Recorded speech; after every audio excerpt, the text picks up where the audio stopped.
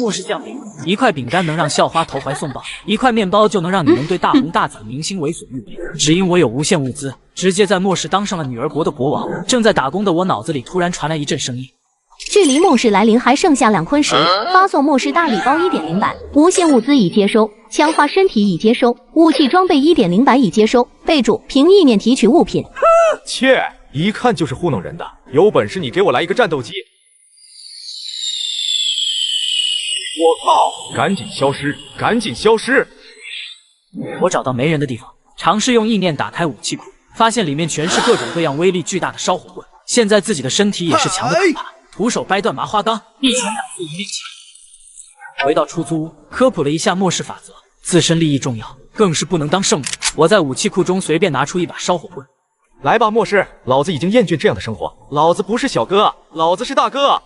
凌晨一到，外面下起了小雨，恐怖的尖叫声顿时响彻整个小区。只要被雨淋到，身体就会被硫酸腐蚀一样。与此同时，整个小区渐渐亮起了灯光，都站在阳台上疑惑看着。 根本不知道发生什么，看着铺天盖地的新闻，都是不让接触雨水和囤积物资。自己刚想吃个红烧牛肉面压压惊，突然想到自己有无限物资，直接来了一桌山珍海味，品尝的富人才能吃的美食。快乐的刷着手机，吃完饭后，看着人们在1楼因为物资大出手，不少人还冲进了便利店里抢物资，老板根本就拦不住。你们这些男人不知道女士优先吧？有你妹啊！漠视了谁还惯的你？没抢到物资的人开始想着其他的办法。 开车出去买食物，但看着车轮胎慢慢腐蚀，谁也不敢出去。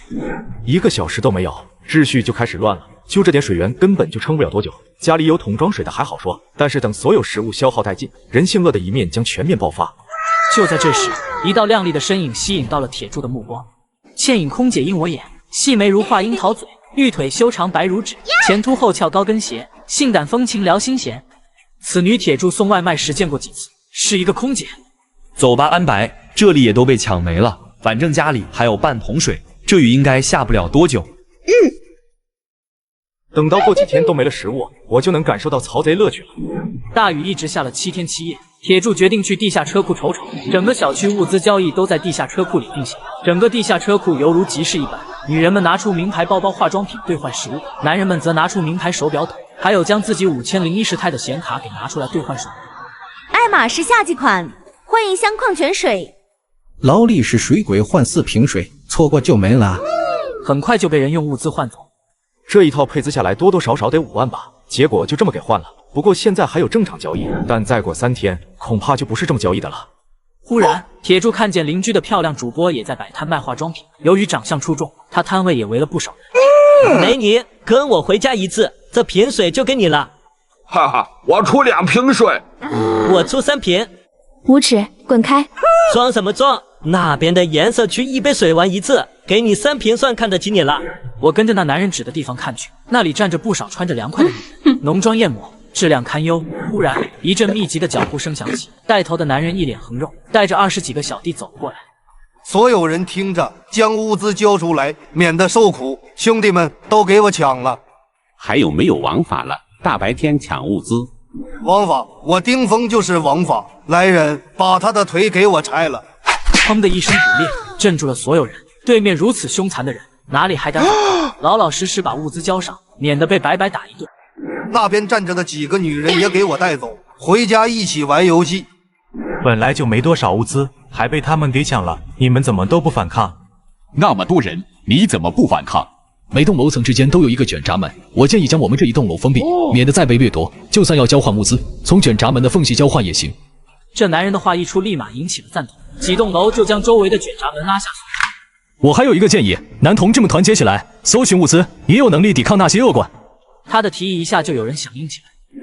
我可没兴趣给人打工，都末世了还打工啊，脑子有病！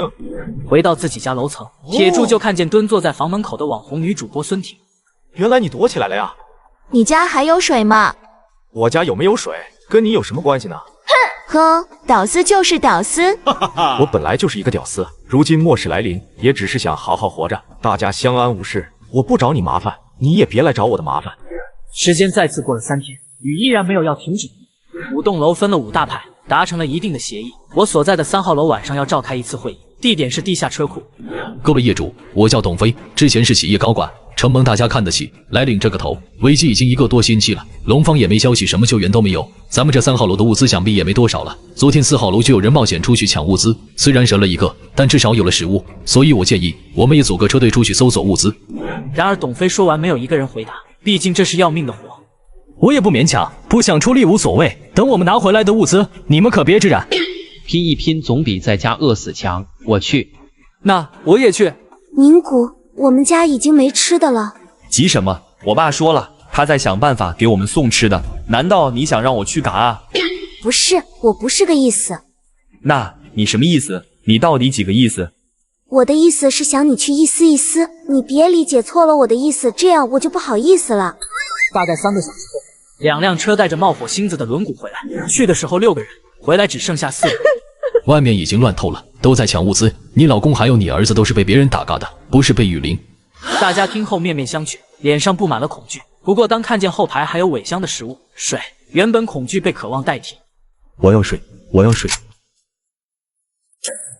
还有谁来抢？听好了，男人想换物资，那就必须出门；女人想换物资，拿你们自己来交换。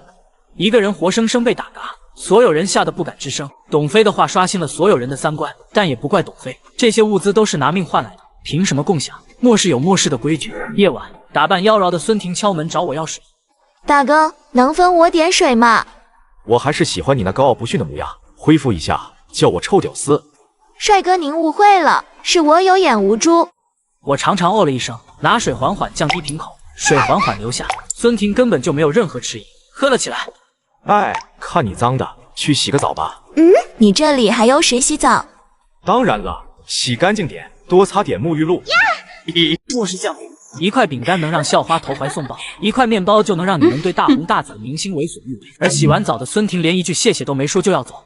吃了我的东西，用了我的水，拍拍屁股就想走了呀？哼，那你还想怎么样？你说呢？别以为我不知道，这是打火机还是喷水枪？吓唬谁呢？砰的一声，一声响动，整栋楼的感应灯都亮了。小区所有人都被这道声音吓了一跳。孙婷顿时瘫坐在地上，吓得瑟瑟发抖。本以为这是羊圈，没想到是虎穴。大哥，饶了我，我啥都听你的。放心，只要你听话，就不会受苦，还能吃香喝辣。好的，我一定好好配合你。大飞天龙，大飞天龙，大龙跨州，火惹中国。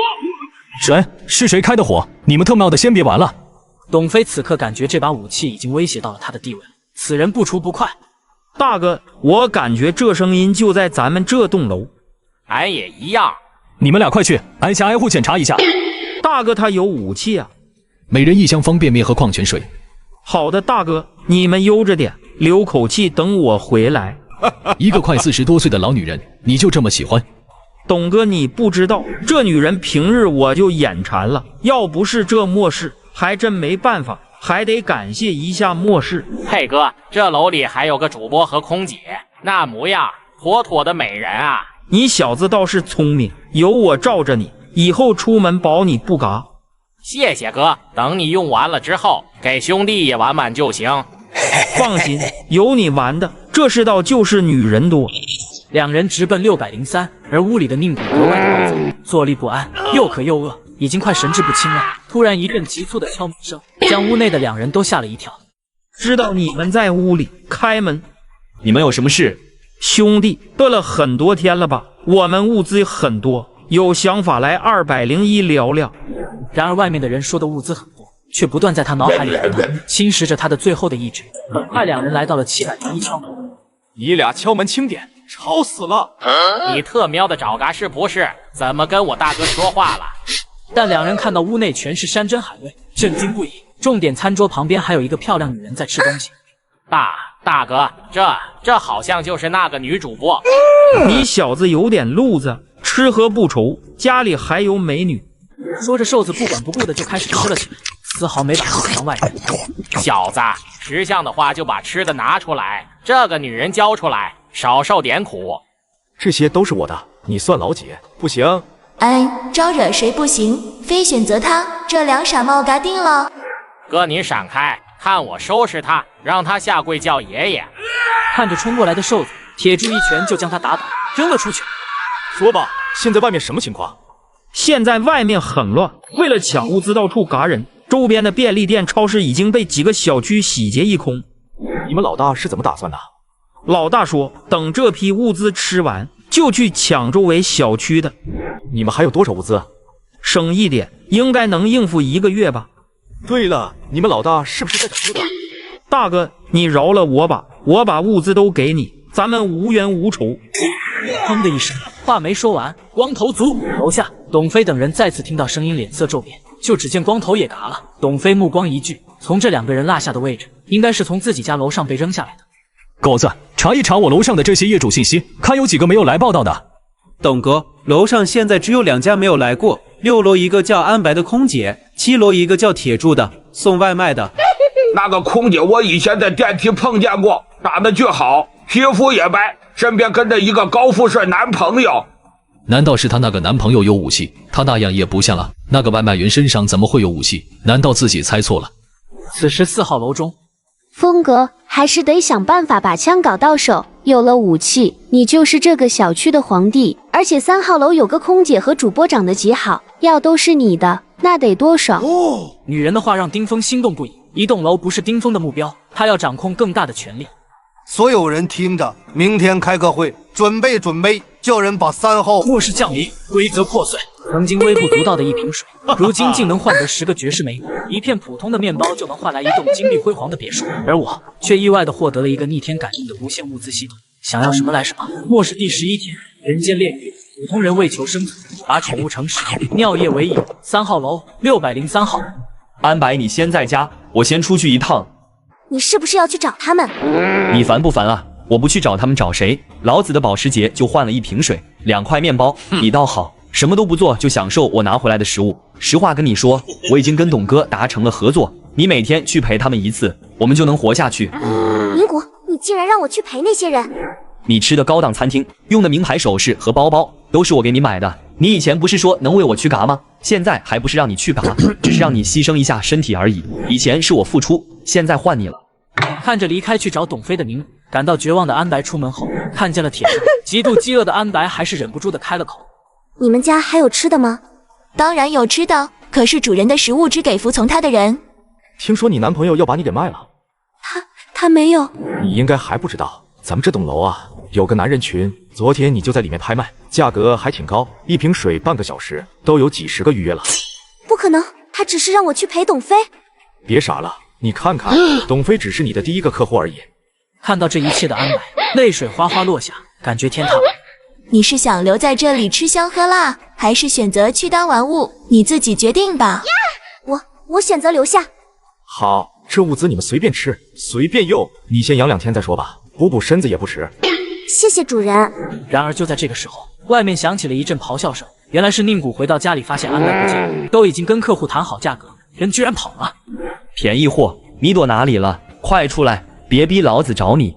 然而我打开门，他却发现安白在我的屋里，里面还有各种食物。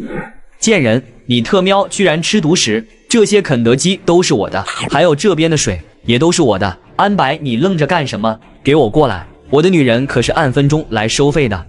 听着宁谷的话，安白流着眼泪，他根本就不在乎自己。不好意思，他现在是我的了。你这个便宜货，给我过来！说着就要拉安白走，只见我手里突然拿出一把武器。你过来呀！大哥，有话好说，怕你想玩多久都行。怎么吃了我这么多东西，不说一声谢谢吗？啊，对，谢谢大哥。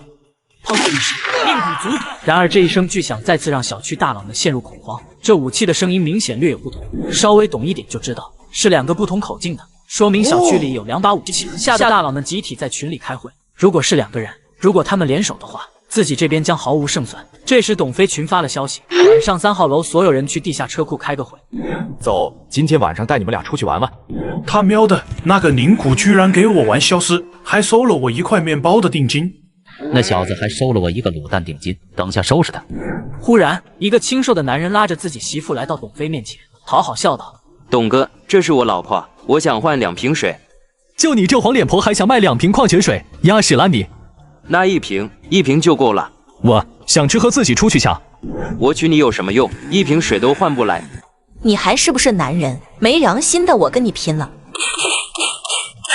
而旁边4号楼卷闸门里，丁峰这边聚集着20多个年轻力壮的男人，只要丁峰一声令下，就能闯进3号楼里，将董飞那群人干翻，将物资抢过来。这时，只见我带着2个拥有精美面容的女人踩高跟鞋缓缓走出，她们的漂亮的脸蛋没有半点虚弱的迹象，甚至白里透红，一看就是吃得好，甚至还用水洗了澡。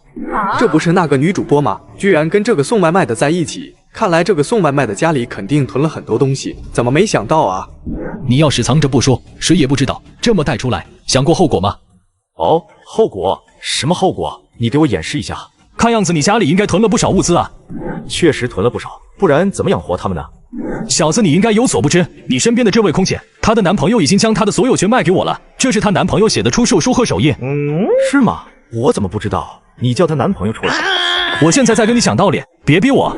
都末世了，谁还在讲道理啊？来人，给我嘎了他！1箱矿泉水，不，2箱矿泉水，外加牛肉干10包，自嗨锅10个，方便面20包。末世降临，规格破表，1瓶水就能换10个绝世美女，而我觉醒了无限物资。3号楼的老大眼红我的物资，居然重赏让人来围剿我。看着靠近的众人，我直接全部放倒，看着我出手果断。丁峰不得已改变策略，不能硬来，只能智取。此时董飞看着如魔鬼一般的我，双手颤抖。兄弟，求你放我一马，我把所有物资都给你。好吧，你走吧。谢谢。老大，怎么办？董飞那群人居然全部被干掉了。也好，人少也不用消耗物资，也算变相帮了咱们。这边我让人清理完董飞的存的物资后，这些女人看到我的物资眼红了，便派出一个代表来找我。你就是送快递的那个铁柱吧？我是小区物业部的周敏。有什么事吗？是这样的，我们都是女人，刚刚的清理消耗太多体力，之前董飞一直压榨我们，根本就没有什么吃的，能不能给点吃的？我随即给他们1人1箱面包和水，看着我也没什么架子，他的胆子也大了几分。小铁啊，是这样的，这里物资那么多，能不能多给2箱？我看你们也吃不完这么多嘛，我们就拿1点，不会太多的。看着我没有吭声，周明以为我默认了，直接将孙婷推开。快来，把这些鲍鱼搬走，还有这些鱼翅燕窝都拿走，他一个人也吃不了那么多，还有这些内蒙的牛肉干也通通搬走。还不够，还搬呢？哎呀，反正你们也吃不完这么多，这里还有1箱，快点！你放心好了，这份心我们都记在心里，到时候安全了，肯定会帮你隐瞒感人的事情。那我应该谢谢你们啊。不用谢，都住在一个小区就是缘分嘛，没什么事我们就先走了。抢了我这么多东西，也该换我抢你们了吧？砰！几人全都没了动作。此时几声枪响，也让对面1号楼的叶玉玲和叶青衣姐妹俩听到。囧，什么时候是个头啊？咱们1号楼还算安稳，有你姐夫把控着不会乱，看看其他几栋早就乱套了。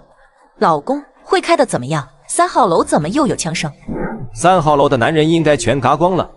那怎么办？老公，你一定想办法。咱们这1号楼虽然暂时安全，但迟早会乱。我发现有几个开始用食物和女人交换，他们估计看其他楼都这样，也开始瞒着我做了。那你一定要制止啊！怎么制止？都有好几个向我施压，还好刚子一直挺我。如果不是我带着他们出去找食物，早就不把我放在眼里。青衣啊，你也要有点心理准备，毕竟你的相貌出众，万一被发现。好，我会小心的。也不知道这几声枪响是不是送外卖的挂了，但他子弹绝对没有多少了。老大他们不是在找美女吗？你找一个去试试看。我已经让那些女人去加微信了，但都被回绝，看来还是得夜袭才最奏效。一眨眼7天时间过去，丁峰看着日渐减少的物资，还有外面大雨加大风，决定今天晚上进攻3号楼。这时丁峰却收到信息说今晚要进攻1号楼。丁峰怕其他2人联合围攻自己，就同意了先去围剿1号楼。而此时的谢玉红和刚子因为物资和老人的问题产生了争执。那些七老八十的有什么用？你还送给他们物资，完全就是在浪费我们的资源。我们分少了，还要对我们说教，这些人留着有什么用？看看2号楼，老的全部嘎掉了，我家的老头子也坚持不住了，让我嘎了他，就是为了不给我们添累赘。刚子，你还是人吗？那可是你爸。玉哥，我连我爸都能嘎，没人能挡住我的路，你也不行。不欢而散的谢玉红刚刚开门走出，对面的60岁大妈看到他手里的水一愣。谢总，你可真是太好了，又来送水了。不是给你的。你这是什么意思？你不是说物资共享吗？那这瓶水就有我的份啊。没有。行吧行吧，反正我还有几瓶。你居然还有几瓶？哎呀，什么几瓶？哪有几瓶？倒是你们啊，赶紧出去找吃的，别老找些零食，找点蔬菜什么的，营养才能平衡。最近都上火了，牙都开始疼起来。哎呦，又来了，我先回了啊，你赶紧召集人出去给我们找吃的。此时的谢玉红更是被气得双眼通红。回到家后，门铃就突然响起，为了防止意外，便让他姐俩去了卧室。玉哥，是我刚子，刚刚英子把我训了一顿，觉得你说的也没错，我还是支持你，刚刚对不起啊。谢玉红舒了口气，放松了警惕，便将门打开，却不料突然感觉手臂一凉，只见自己的右手掉在地上。刚子，不要再执迷不悟，执迷不悟的不是我，是你啊。那些人今天晚上就攻楼，我们没有选择了。卷闸门的钥匙在哪里？给我！你背叛我，当了他们的内奸。谁让你把食物都分给那些没用的人？那些老不嘎的家里藏了多少，你知道吗？钥匙给我，我死也不会给你。那你就下地狱去吧。这时候卧室被打开。嫂子，刚刚玉哥说你知道卷闸门的钥匙在哪里。英子生孩子，你玉哥帮你联系医院，你没工作，玉哥帮你找，孩子没空带，嫂子帮你带的，你怎么能下得去手啊？你是个畜生！嫂子，我知道你跟玉哥很恩爱，玉哥现在下去了，肯定会很孤单，要不你下去陪他吧，反正马上都要乱了，免得被那些男人看见。嫂子，我给你痛快，玉哥会谢谢我的，一定会的。喃喃说完，精神恍惚的毛刚一下就结果了叶玉玲。此时躲在柜子里的叶青衣强忍着不敢发出声音，听着关门的声音，叶青衣终于压制不住内心的恐惧和惊慌，但也只敢小声哭泣。这一刻，天塌了。此时，地下车库2号楼、4号楼、5号楼的男人们汇聚了50多人。丁老大、孙老大，搞完这1号楼，咱们商量个时间，把3号楼董飞的物资拿了。至于那个枪手，子弹能有我们人多。有什么好商量的？今天晚上抢这边，明天晚上抢那边，干不干？我同意。那2个女的我要了。美人谁不想要？听我的，那就女人抢到手，用物资拍卖。这时候，一群人冲了进去。3位大哥，说好了不动我家人。放心，出来混的，讲的就是诚信。兄弟们，陪我冲，老的统统嘎掉，年轻的都抓起来，反抗的直接嘎了。末世降临，一块饼干能让校花投怀送抱，一块面包就能让你们对大红大紫的明星为所欲为。只因我有无限物资，只要在末世攻略美女系就能升级。由于毛刚的叛变，打开了1号楼的闸门，所有人全部冲了进去。1分钟不到，哭喊嚎叫、求饶的声音响彻小区。大晚上的，还让不让人休息了？整天不想搞物资，就整这些没用的，干什么呢？有空吓唬我这个老太婆，有本事去外卖找物资。现在的年轻人啊，都不尊老爱幼了。我靠，这1号楼住的是什么奇葩，居然还能活到现在？老家伙，老子忍你们很久了，让你天天放大喇叭，吵得我都没办法打游戏。1个小时后，1号楼的大清剿到了尾声，一箱一箱的物资陆陆续续被搬到了地下停车场里。看着如小山一般的物资，3个老大都有点懵。那个谢玉红可以啊，搞了这么多物资。老大，这些物资大部分都是从那些老太婆老头子家里搜刮出来的。这些红玉可真是大好人啊，好东西都留给那老家伙，让你们年轻人挨饿。看一看。刚要逃跑的叶青衣却被抓住。放开我，你们这些坏人！老大，听说这个是谢玉红的小姨子，副总毕业985，还是一个500强老板儿子的对象。吆喝，还是一匹有文化小烈马，肉夹馍肯定好吃。这种货色只有一个，咱们3人着来。这样极品，谁都想据为己有，谁会想共享？坐在地上的叶青衣听着3人的对话，脸色惨白，自己就像一个商品要被他们平分。几人商议以拍卖进行，最后以11箱的物资拍给了孙有情。就在叶青衣要被带走时，他却看到铁柱出现了。哎，这不是3号楼的老大吗？怎么有空下楼走了？放下那个女人，可活！你一来就想分享我们打下的战利品，不合适吧？砰的一声，孙有情直接倒地不起。兄弟们，给我上！砰的一声，冯静也直接倒地不起。你们还愣着干什么？他嘎了你们的老大，还不嘎了他？砰的一声，冯静的女人也直接倒地不起。你们还有什么意见？没意见，当然没意见。大佬您慢走，这个该嘎的外卖小哥，我一定会让你付出代价。带回了叶青衣，我看着自己的进度条已经到了16%。按照这样的速度，一天3%，差不多1个月就能解锁末世大礼包2.0了。拿下叶青衣还能涨一线，如果再能找到3个美女，时间还能缩减1倍。我找到了毛刚，解决了他，带给了叶青衣，帮他完成了心愿。叶青衣原来还有些叛逆，但是看到这里有用不完的物资，能吃饱穿暖，自己也不用被别人抓走，也接受了叫我主人。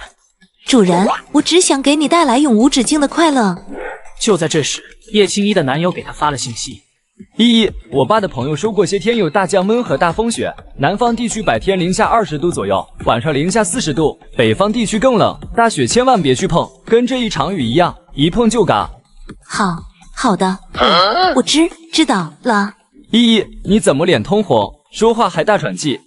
啊，我在屋里锻炼跑步呢，所以有点喘和出汗。好的，那你好好锻炼，加油。好，再见。老大，今天晚上就把3号楼冲了。就是2号楼和5号楼，咱们都收拾了，根本不用担心人数问题。他那破枪没多少子弹。老大，你想想，那可是义乌的物资，还有3个美人啊！听到小弟的话，丁峰觉得物资没那么香，但一想到那3个女人和自己家的货色，根本不能比，这动力熬的一下就来了。准备一下，今天晚上就去干掉那个送外卖的，抢美人，拿物资。夜晚就在众人商量如何进攻时，传来一阵敲门声。敲什么门？这些人真不识趣，还想进来吃东西。打开房门，小弟看着门口过道，原本应该守在门口的4个男人倒在地上，而那个送外卖的小哥笑眯眯站在门口。有好吃的也不叫兄弟过来拒绝。砰的一声，小弟倒地不起。作为老大的丁峰感觉到我的不善，但自己刚刚密谋，我就出现，这未免也太巧合了。这队伍里肯定有叛徒。这时一个小弟立马跪在我面前：嘿哥，你答应不嘎我，给我物资的。我什么时候答应过你？小弟一脸懵时，就听见砰的一声，没了动静。今天能背叛你们，明天就会背叛我。俗话说得好啊，当你要嘎人的时候，就要做好被反嘎的准备。我掏出加特林，一阵惊恐声和哀嚎声响遍整个小区。主人，怎么出去一夜呀？嘎了点人，以后你们也没必要一直待在屋里，能在小区里走走。我可不敢乱走，会被抓走的。没事，整个小区就只剩下我们4个了。第二天，窗外的雨突然停了，就看见小区门外出现零零散散的人群。这群人越聚越多，但如果没看错，应该是朝着自己小区内走来。这些人手里全部都拿着武器。兄弟们，今天的任务很简单，嘎男人，抢女人，抢物资。老大，听说这个小区还有美女，空姐来的，我上次看见过，老漂亮了。以后这个区的女人都是我莫汉的，老子要后宫佳丽3000，兄弟们给我冲！末日降临，灾难毒雨出现，一块面包就能换一个笑话，而我获得了无限物资。别人囤物资，我囤美女，只要攻略美女，我的无限物资系统就能升级。上集说到我被人泼了毒雨水，却发现系统给我的增强体质能免疫这毒雨。这次我要出去嘎了前女友。这边叶青衣通过电话得知，在上大学的月月也被困在大学城，一些为了吃的女孩跑去了老师的房间，2分半后就拿着吃的出来。看来你外甥女那边也快乱了，一切的开始就是从用食物交换，一旦有女人顺从，男人的贪婪会逐渐增长，当然也有好的存在，但这年头当好人真没什么好下场。那可是大学，最不缺的就是年轻漂亮的女孩，一旦乱了，也许比这里还夸张。主人不是说要带我们离开吗？他才不会为了你去救人。我外甥女很漂亮，你可真是个好小姨。一个总好过一群，跟着她至少能活着。你们俩以后不会尴尬吗？我倒是有点期待了。此时我正在看着系统给的奖励。解锁末世大礼包2.0，物资2.0已接收，高级强化身体已接收，武器装备2.0版已接收，念力4已激活。物资2.0版本多了一些防护服、改装车辆，还有医疗器械用品。武器装备2.0版本，我终于是看见不少新增武器：手雷、RPG、反坦克地雷、标枪、毒刺等单兵作战装备。念力师的能力是能控制物品。只见我紧紧盯着墙上的一幅坤哥哥的画像，随着一响，坤顿时漂浮在空中，画像顿时碎裂，但并没有落下，残渣继续漂浮着。随着我意念一动，碎片宛如子弹一般飞射而出。有意思，我这能力让那些普通人该怎么活啊？回来后，我带着3女练习了枪法和生存技能，并给她们都配了武器。我们有武器了，是不是就可以？你傻吗？他能将武器给我们用，说明他已经不怕了。这时，几人听见我的喊话：晚上谁要是地狱8环，那么恭喜，得陪我一个通宵。3个女人对视了一眼，立马开始练习，哪怕是害怕的安白也变得坚定起来。通宵啊，这谁顶得住？还是练这把枪好，自然不会嘎呀，但是他那把枪会嘎的。经过几天的练习，我觉得可以出门了。给每个人发了 2.0 系统里的衣服和物资，全都是保暖之外又能抵抗毒雨的衣物。我直接从系统里拿出一辆改装车，原本 2.0 换成了 4.0 发动机，加强的防撞梁，加厚车身，防弹玻璃，全车没有一点橡胶件。有了这家伙，我们能穿梭在任何一个地方。出发！主人，咱们去哪里？先去樱花路德海小区。到了小区内，我敲了敲门，就看见了一个嘴唇干裂、头发乱糟糟的瘦男人。这是火锅店的经理，以前是个胖子，在店里打工的时候就只会欺负自己，找各种理由扣工资，让自己加班还不给加班费。后来才知道是他把我加班费都扣下了。铁柱，你真的来啊？太好了，带吃的吗？看我两手空空，经理马上就生气。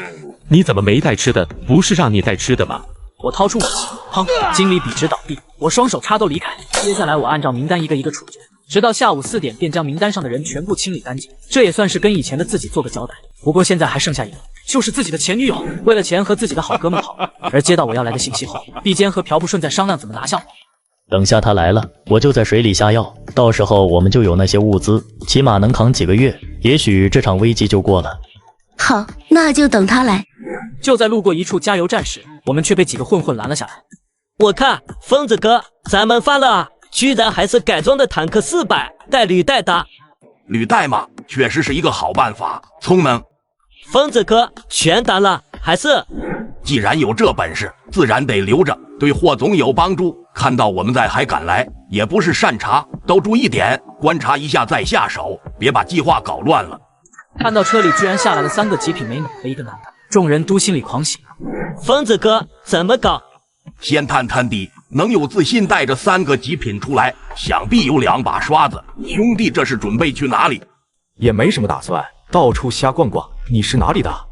皇都会所听过吧？我们的老板霍总有大把物资，只要有本事的人，很乐意接收。我看兄弟这改装手段不错，要不要加入我们？这会有点忙，要不加个微？小子，你这是敬酒不吃吃罚酒。只见叶青衣抬起手臂，就是一枪来到那个叫于哥的身边，直接清空弹夹。我就说很忙嘛，你不信？现在好了，我家的猫猫们发飙了，我可管不了他们。听到我的话，3女知道该怎么做了。大哥，要不我给你个威？还没等这疯子哥说完话，就被打成了筛子。哎呀，你干嘛呀？人家给我威而已，你就爆头了？对不起嘛。你跟我说对不起干嘛？跟人家说去。来到疯子哥面前，孙婷一本正经说道：“对不起，我不应该爆你的头。”说完又朝着脑袋清空弹夹。周围的小弟从没见过这么狠的，谈笑之间就把疯子哥给嘎了。现在子弹这么不值钱吗？你把他脸都打烂了，等下怎么扫脸？打开手机。疯子哥手机是指纹解锁。谢谢你。不客气。又是砰的一声，小弟难以置信倒下，脑海里最后的画面是抬起武器的温柔女孩。为什么笑得那么柔和？剩下的小弟直接跪在地上求饶。说说吧，你们这是准备去哪里抢物资？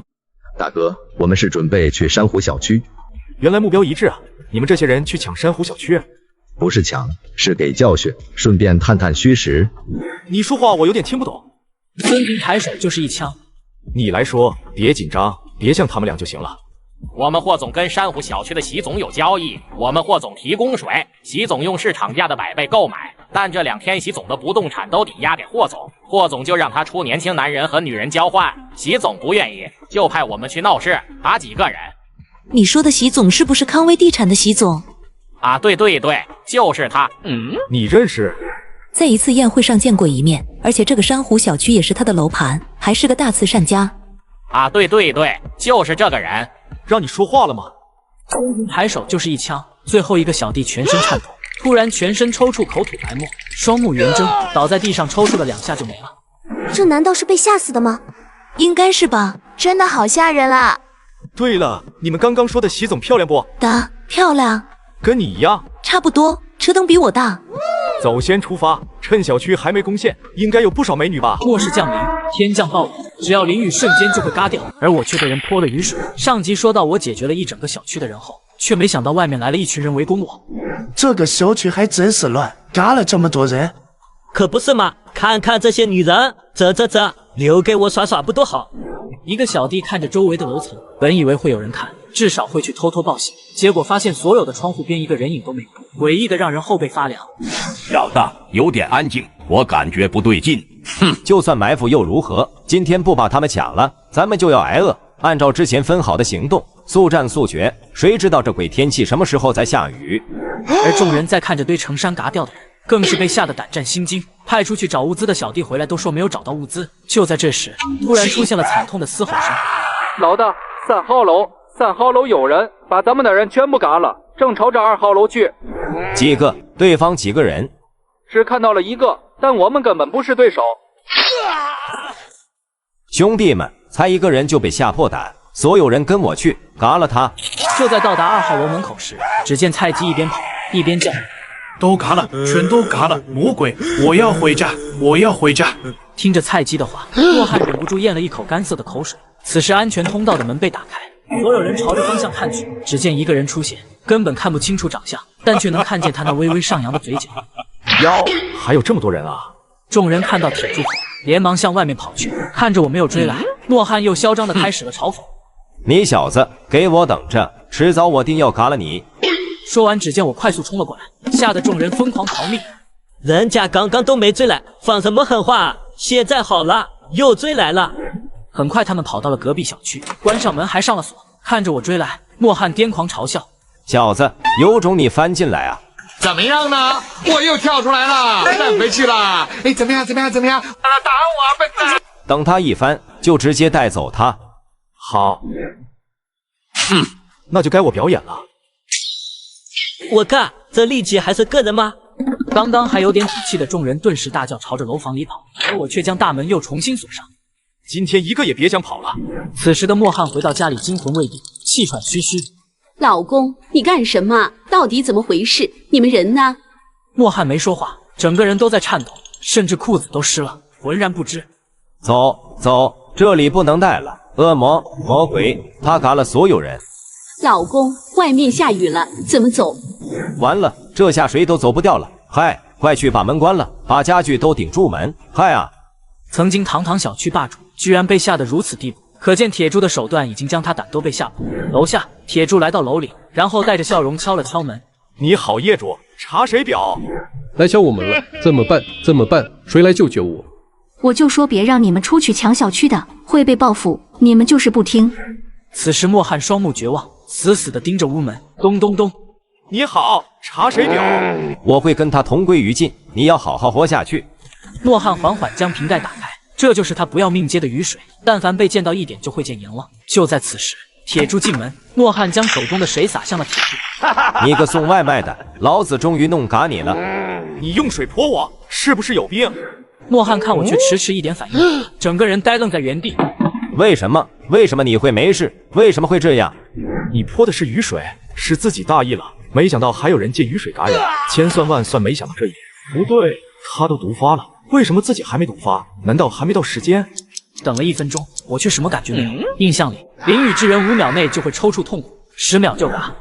难道是强化身体，连这种病毒也能抵抗？说着，铁柱就走到窗边，将窗户打开，缓缓地将手伸出，冰凉的雨水落在手心里，自己却一点事没有。看来自己的强化身体果然能抗住病毒入侵。末世第30天，我亲手解决了女友，我们一行人辗转来到了习总这里。没想到这位习总竟也是一位角色佳人，被安排进了一处宽敞的大平层后，我敏锐地察觉到角落上的监控摄像头，我立即发动念力，监控室内的屏幕瞬间变成了无信号的雪花筒，而值班的保安仍在梦乡中浑然不觉。处理完监控，我决定去会一会那位所谓的前女友。踏入屋内，毕坚显然没料到我会直接亮出武器。铁柱，我错了，求你不要伤害我，我愿意为你做任何事。哼，你为了钱和朴不起私奔的时候就已经晚了。这个女人居然敢嘎老子的人！习总，我只是派人跟你聊聊，你就把他们嘎了，不合适吧？霍总你在说什么？我不是很懂。他喵的，跟老子装什么装？这件事你不给我一个交代，你们就等嘎吧。霍万年，嘴巴给我放干净点，别以为我席梦会怕你。好，就冲你这句话，你们小区等嘎吧。老婆，别生气，喝口热水。其实我觉得跟霍总合作并不是坏事。霍总有水，你有食品仓库，但水源各稀缺。哼，他的那些条件是人提出来的吗？定时给他们送女人，还要男人给他们当打手。我席梦什么时候跟这些人低过头？你今天给几个陌生人物资，就已经有人有意见了。是谁？他们敢有意见，我就把他们全部清理出去。钱总，我是打算把珊瑚小区给搞了，你只要给我喷子，我把席梦捆好了送到你的床上，如何？此话当真？我能骗钱总你吗？谅你也不敢。这样吧，我这有几把喷子，到时候给你一把，外加5颗子弹。钱总，5颗子弹是不是少了点？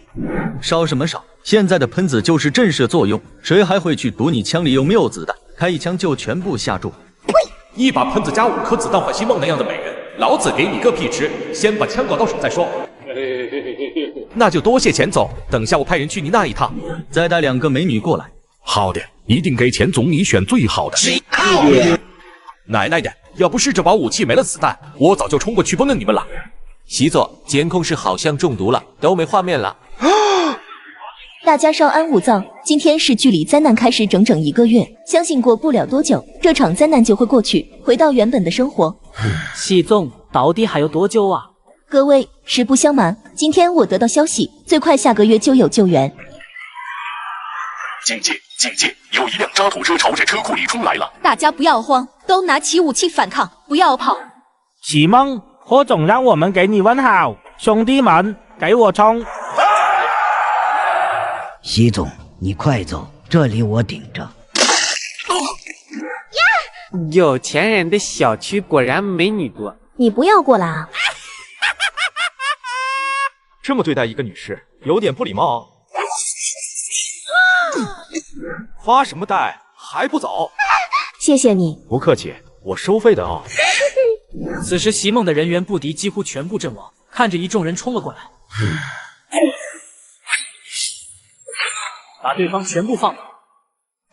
看着我的手段和惨不忍睹的场面，席梦和傅奇整个人吓得瑟瑟发抖。而席梦也有了个大胆的想法：小兄弟，你这一手的本事在哪里学的？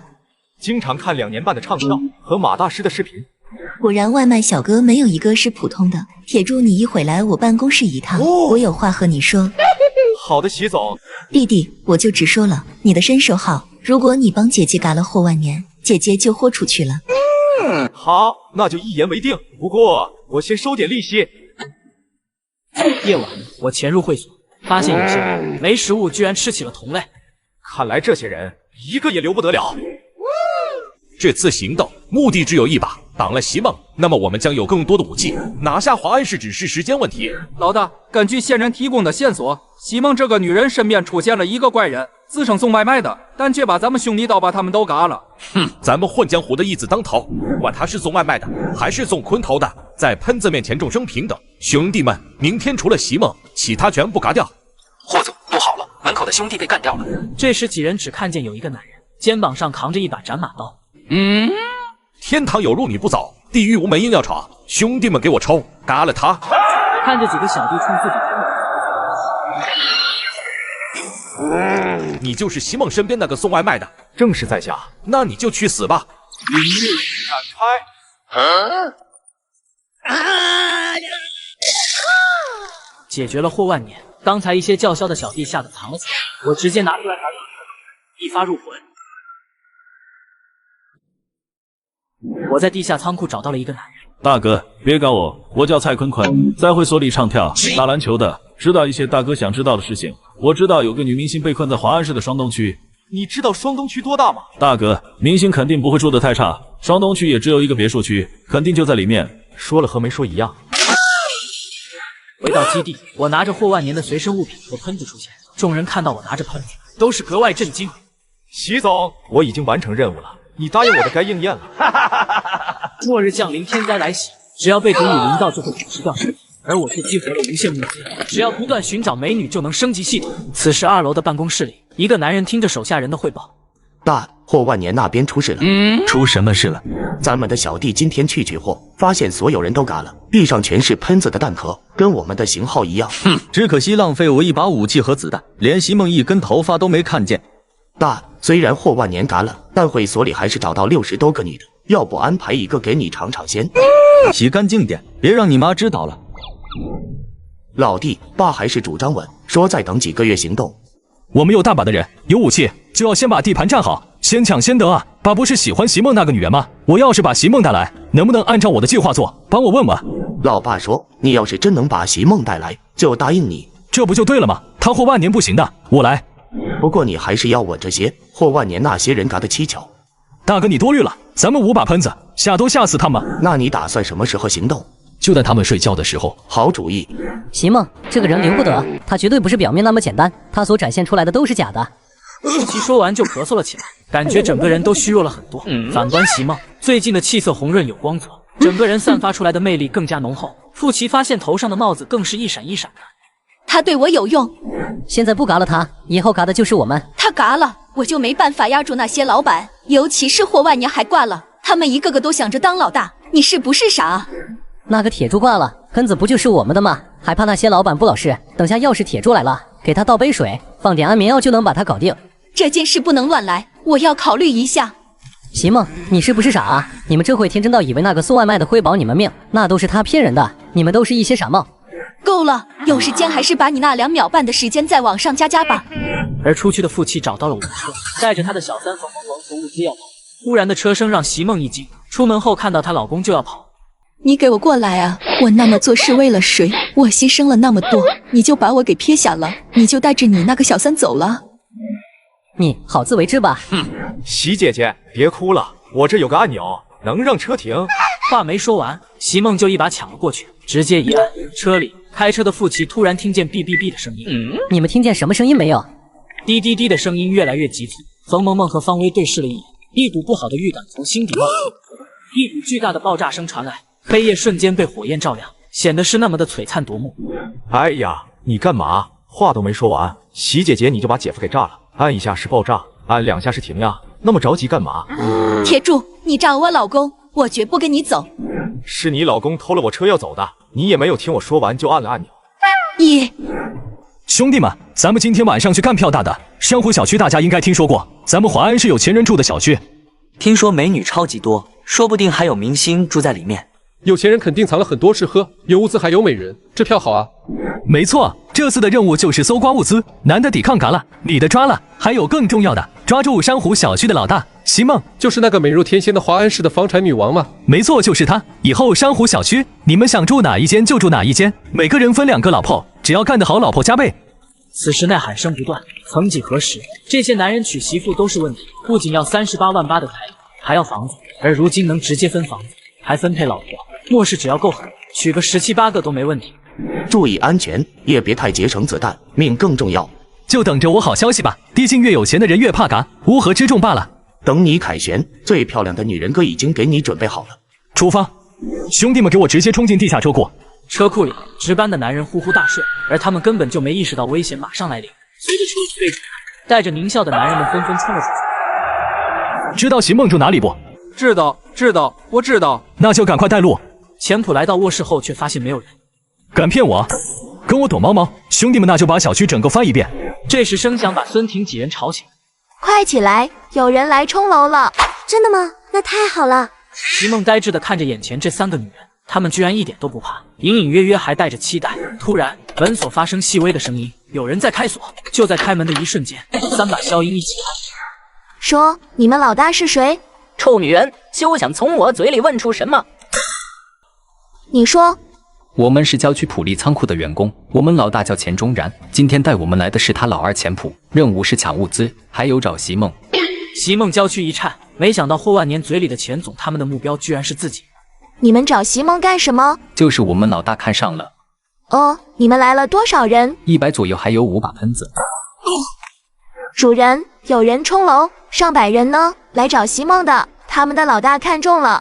既然是来找席姐姐的，为了整栋楼的安危，席姐姐你得牺牲自己了，毕竟你可是老大，不能躲在这里。我不要。当老大的总要有牺牲，你之前不为了大家去跟霍万年会面吗？不，我是装的，我不会去的，求你了，不要把我交出去。既然你都这么说了，那我就再给你一次机会。谢谢主人。别这么快谢谢，我们打个赌吧，你赢了就留在我身边，你要是输了，你就要担负起小区老大的职责，拯救大家落一个好名声，这不就是你以前的拿手好戏吗？好，我跟你赌。那就赌简单一点，虽然你有私心，但对这小区的人还不错，激励他们好好活下去，还发物资，不知道他们会不会心存感激，勇于跟恶势力做斗争。所以赌约很简单，他们会帮你，还是将你推入火坑，女士优先。如果有人愿意，有人不愿意怎么算？那肯定看哪边的呼吁高，放心，我很公平的。他们会把我推入火坑，他们什么品性我比你清楚，虽然我有意避开，但始终还是要面对。其实我还是期待大家留你，毕竟我真想看看还有没有好人。走吧。老大，不愧是有钱人的小区，货色都高级不少。席梦还没找到吗？别找了，末日降临，天灾来袭，只要被毒瘾临到就会腐蚀掉身体，而我却激活了无限物质，只要不断寻找美女就能升级系统。这位老大，其实我是将人带给你的。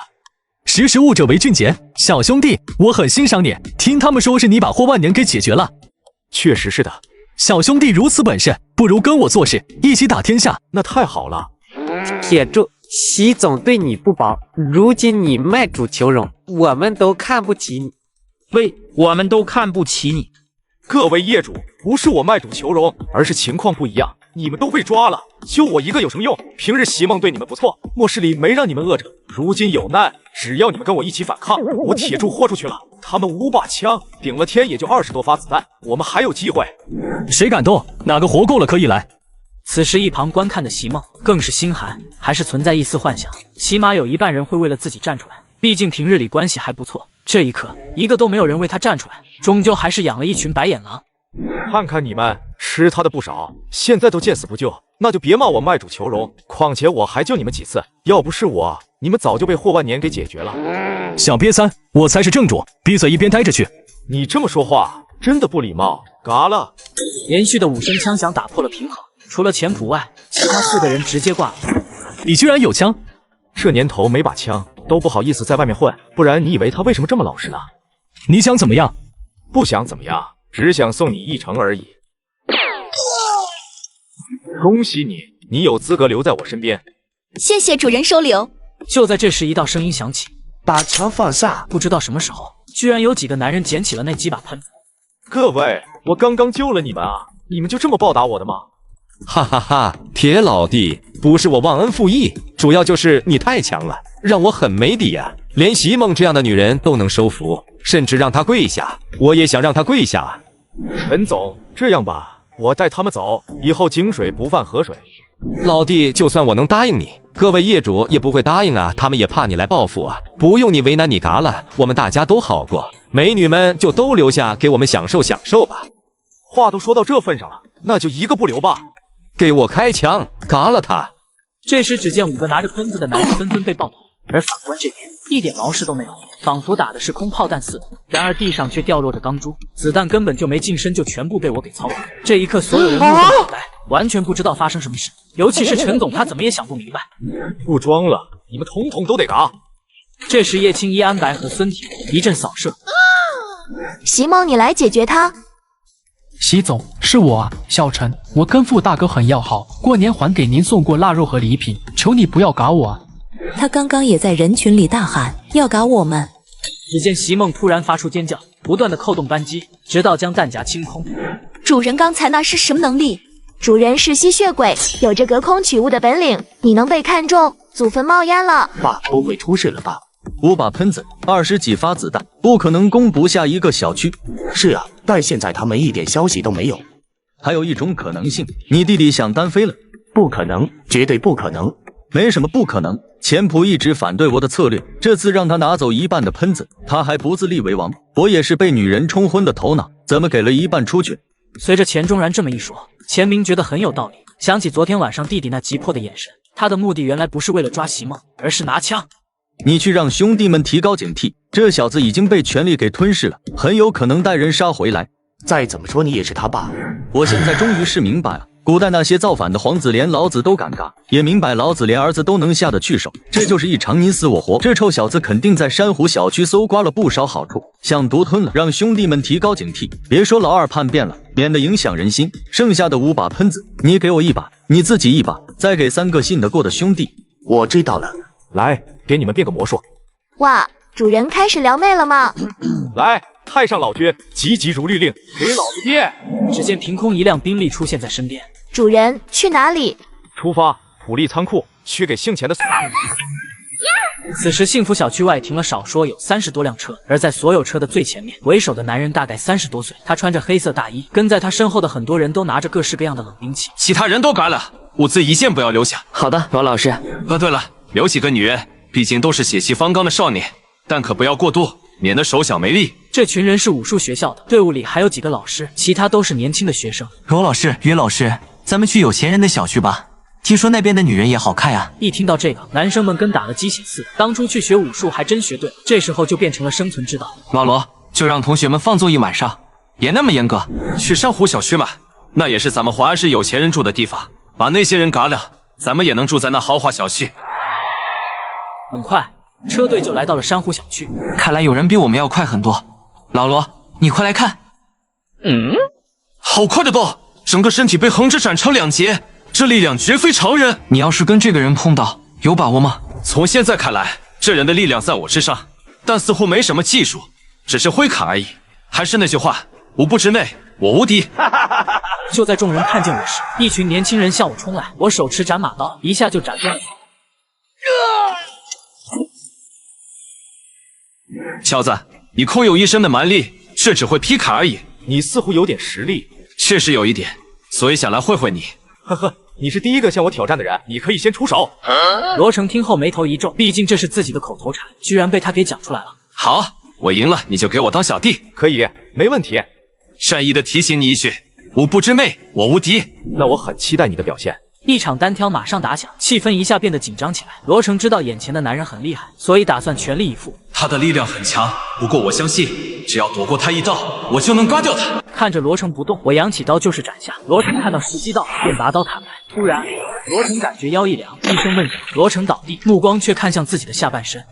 如果你遇到的是别人，5步内确实无敌，可惜你遇到我了。后面的于童现在都没反应过来，罗成就被嘎了。于童立刻一声驱散自己的恐惧。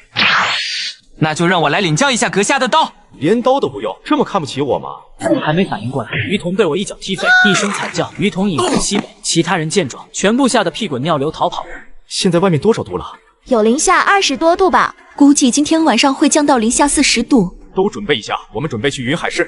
就在众人以为末世要结束时，窗外却飘起了雪花。刚刚还生龙活虎的人被雪花沾着，没几下就抽搐而死。还有一些人为此欢呼，因为又可以为所欲为了。此时的温度已经来到了零下30度，而且到了深夜，温度恐怕直接来到零下40度。我把车装上了3角铲，一路横推，开启狂飙模式，哪怕再厚的积雪也无法阻挡末世房车的前进。我们一行人来到学校，找到了谢明月，正要走时，突然传来了2道声音：站住！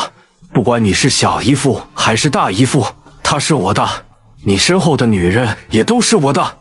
之前留我的人基本上都不在了，你们也想吗？在我叶枫面前，没人能狂得起来。今日你必嘎无疑。我突然很好奇，你的自信到底是从哪里来？我一拳直接轰飞了叶枫，叶枫不可思议地看着我。他重生后获得了系统，力量就比别人强了几10倍，没想到却栽到了我的手里。就在这时，叶枫的脑海里突然传来了系统的声音。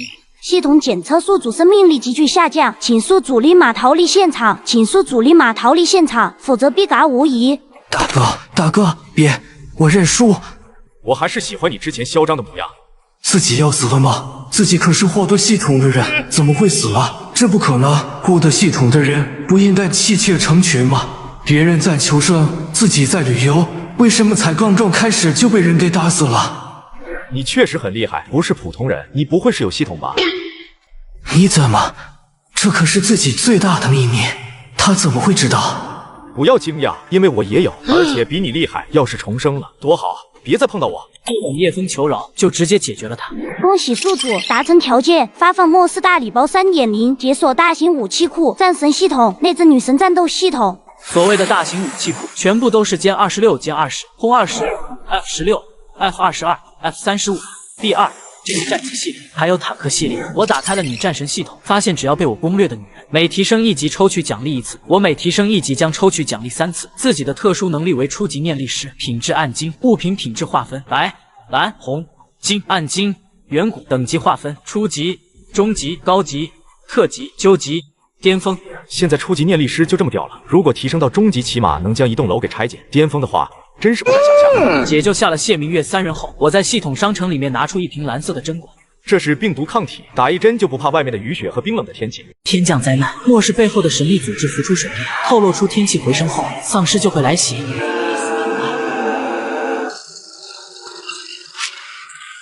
末日降临，气温骤降，别人家里停水停电，如冰窖，我却在屋里吃着火锅，吹着空调，还有明星美女陪伴。找到刚解救的陆雨蝶，给她打了下去。随着车门打开，陆雨蝶走了出去。天哪，是个女孩，她不要命了吗？居然直接跳进水里了。哎，她好像这么没事。闭着眼睛的陆雨蝶觉得自己马上要没了，但迟迟未到的痛让陆雨蝶睁开了眼睛。入眼就是美好的世界，除了有点冷，好像也没什么其他的。我随即拿出5个药剂分给了孙婷几人，启动车辆朝着云海市驶去。看着自己获得的抽奖转盘，直接开启了10连抽。随着转盘转动，我获得了雷霆之怒技能，雷霆之怒。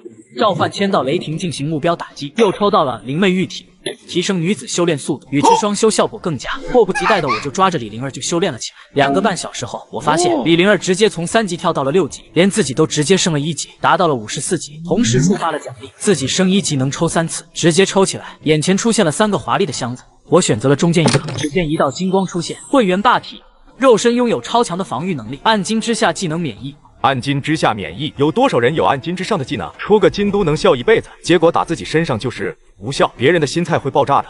李灵儿连升3级，也有3个箱子可以抽取，直接3连开，获得了寒冰指红、疾风步蓝、百变剑白，直接将寒冰指和疾风步给李灵儿装在技能栏里。虽然是2个初级技能，但对于现在的情况来说，已经是1人之下万人之上。云海市，江家，等下会有人来。大哥，是那些提供你消息的人吗？到底是一些什么人啊？他们怎么会知道发生这种事情？江童山没回答，记得那是1年前的早上，手机上突然出现了一条信息，让自己囤物资，1年后会有灾难。一开始就当成恶作剧没理会，但连续几个晚上做噩梦，觉得囤就囤点，反正没多少钱。结果到了灾难前几天，那个陌生的号码发来短信，让自己叫上家人不要外出，耐准备多少保镖就准备多少，再然后就提醒会有大降温，再然后就让自己等。对于这种恐怖的势力，江童山心里也担心，但如果不是这股势力，恐怕现在全家都完蛋了。老爸，你看过人类清除计划不？现在不就是了？我们是被选中重新支配秩序的。这话听起来有点滑稽，但好像也合情合理。叮咚一声，摆在江童山面前的手机响了一声，短信来了，他们来了。道路上，1辆铲雪车开路，后面跟着3辆路虎揽胜，还有2辆挂车。那集装箱上印着奇怪的 logo， 然而这些车使用的依然是轮胎，似乎并没受到什么影响。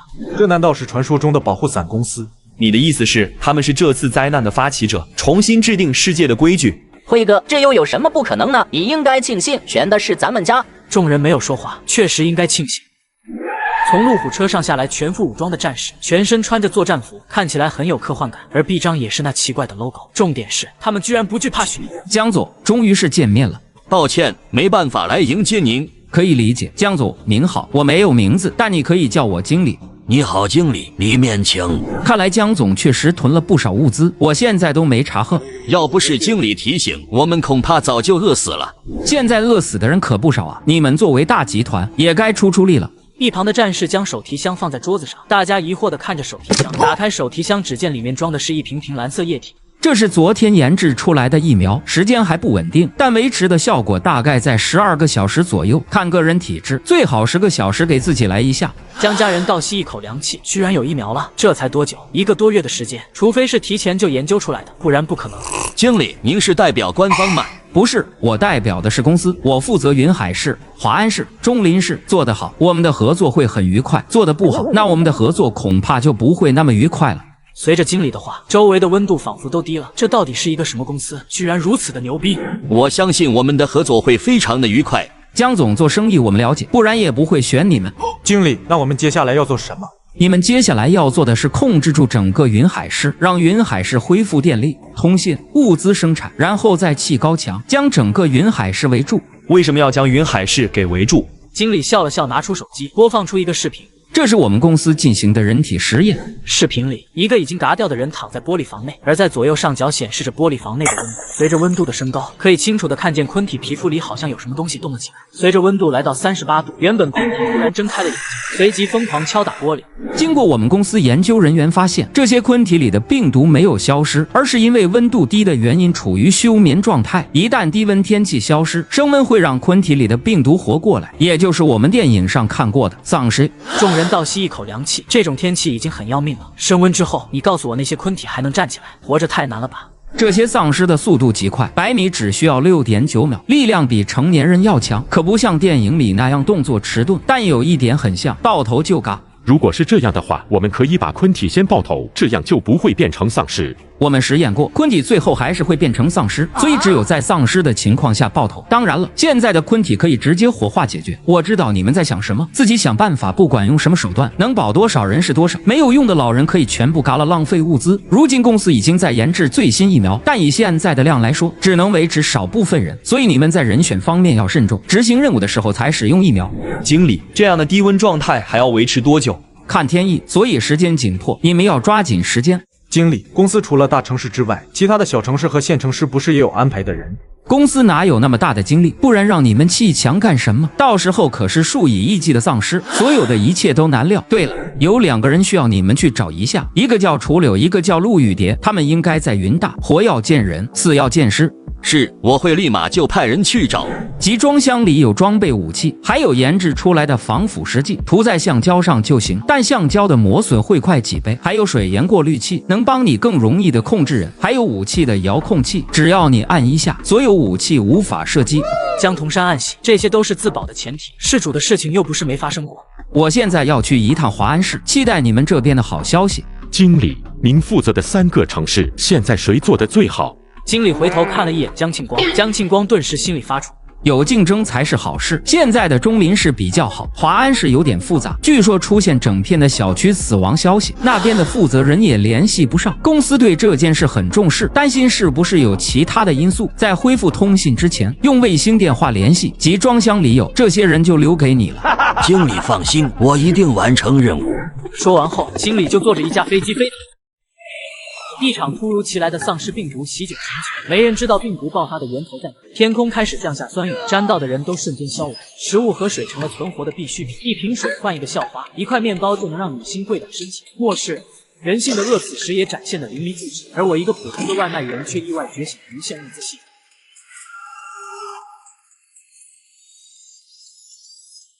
统。上集说到，极寒降临，一个知晓末日会到来的神秘组织浮出水面。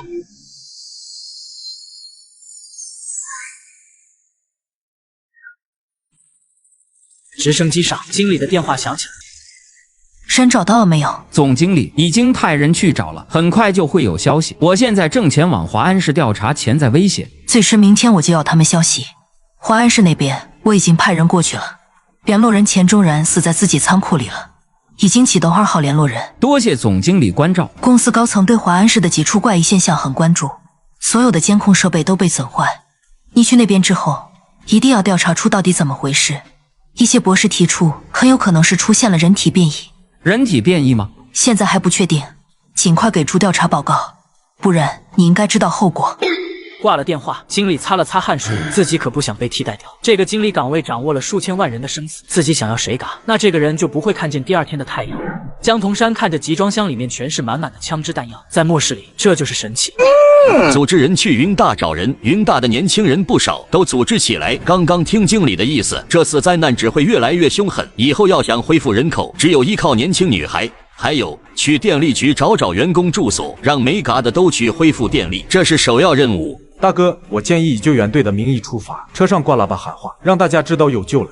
好，就按你说的办。大伯，建高墙需要很多的人力物力，钢筋水泥不是小数目，尤其是将整个云海市给围住，没个几年根本完成不了。江源露出会心的笑容，儿子这方面的考虑还是很周到，不像老大的儿子，满脑子都是那个漂亮的未婚妻，没有一点当家的模样。高墙的事情以后再议，现阶段做好刚刚说的事情，恢复所有的日常用品，但这些东西都要我们掌控，明白了吗？明白，以后我们家就是云海的老大。爸，依依的外甥女也在云大，可以去找找她。江家男人听到江子黑的话，二伯和三伯只是摇头笑了笑，就连堂弟都露出讥讽的笑意。江童山来到儿子面前，扬起手就是一巴掌。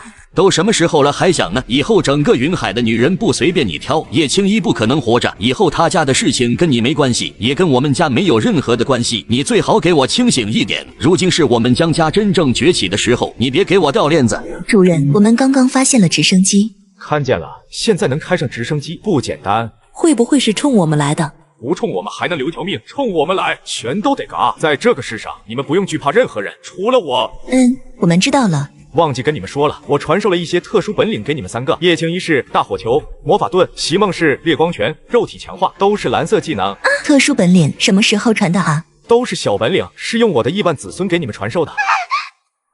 3个女人便欢快地跑去外面实验自己的技能。只见李灵儿指着对面远处，心里默念寒冰指，那纤细的食指瞬间凝聚一团白光，随即猛烈射出，白芒射向对方的大楼，直接将大楼给贯穿，没入天空之中。而大楼表面渐渐出现一层寒霜，几秒钟的时间将大楼给冻住。如果大楼里面有人，此时已经变成冰棍。这哪里是传授的小本领，这都要毁天灭地了。李灵儿立马又尝试了一下疾风步，简直就像开了挂似的，一下跑到这边，一下跑到那边，欢乐的像个小朋友。叶青衣也迫不及待实战了一下大火球，随着心中眼前出现了一个直径5米，顿时大火球朝着另外一栋建筑物飞过去，就看见一个火球撞击在那顶400米的高楼，整个大楼开始倾斜，随即轰然倒塌。此刻的叶青衣呆呆地看着只剩下一半的大楼，这哪是大火球，这明明是个导弹。席梦见他们的本领那么强，赶紧也试试自己的，应该也不会太弱吧。深吸一口气，心里默念烈光拳，随着席梦一记滚出击，恐怖的拳风笔直朝着前方袭去，桥梁直接被崩塌。有了实力的3女显得格外有自信，我随即派出他们3人秘密潜伏，观察江家动向，发现他们正在召集懂得水电维修人员、医生、护士、工程师等等的相关人员，甚至还挑选了不少年轻女人，还带回了他们3人。叶青衣通过了解得知，江家人根本就没有想去解救自己。当看到江子辉正在跟几个女人在卧室里做运动，叶青衣突然都释怀了，这世上已经没有事情能让自己牵挂，除了主人，直接抬手解决了正在努力运动的江子辉。这边李灵儿抓到了江宇，从他口里得知有个叫总经理的人要找楚柳和陆雨蝶，并且还给了很多物资，包括嘎掉的人会变丧坤的事。得知这一切的我直接从窗户跳了下去，这一幕把3个女人吓了一跳，但是当看见我缓缓漂浮起来，更加吓一跳，她居然会飞。我朝着庄园方向快速飞去。末日降临，气温骤降，别人家里停水停电了，我却在屋里吃着火锅吹着空调，还有明星美女陪伴。不到1分钟就看见我直接贯穿楼房落在了众人中间。江童山兄弟3人看着我，如此的年轻，居然能从天而降，难道他是变异人吗？接二连三的打击让江童山如坐过山车似的，之前还畅想着当云海的皇，半天不到的时间却被人按在地上摩擦，引以为傲的枪对他们根本就不起作用。你到底要我做什么才能满意？你们已经嘎了我们的儿子，还想如何？你儿子都死了，估计你也不想活了。我想。不，你不想，我说的。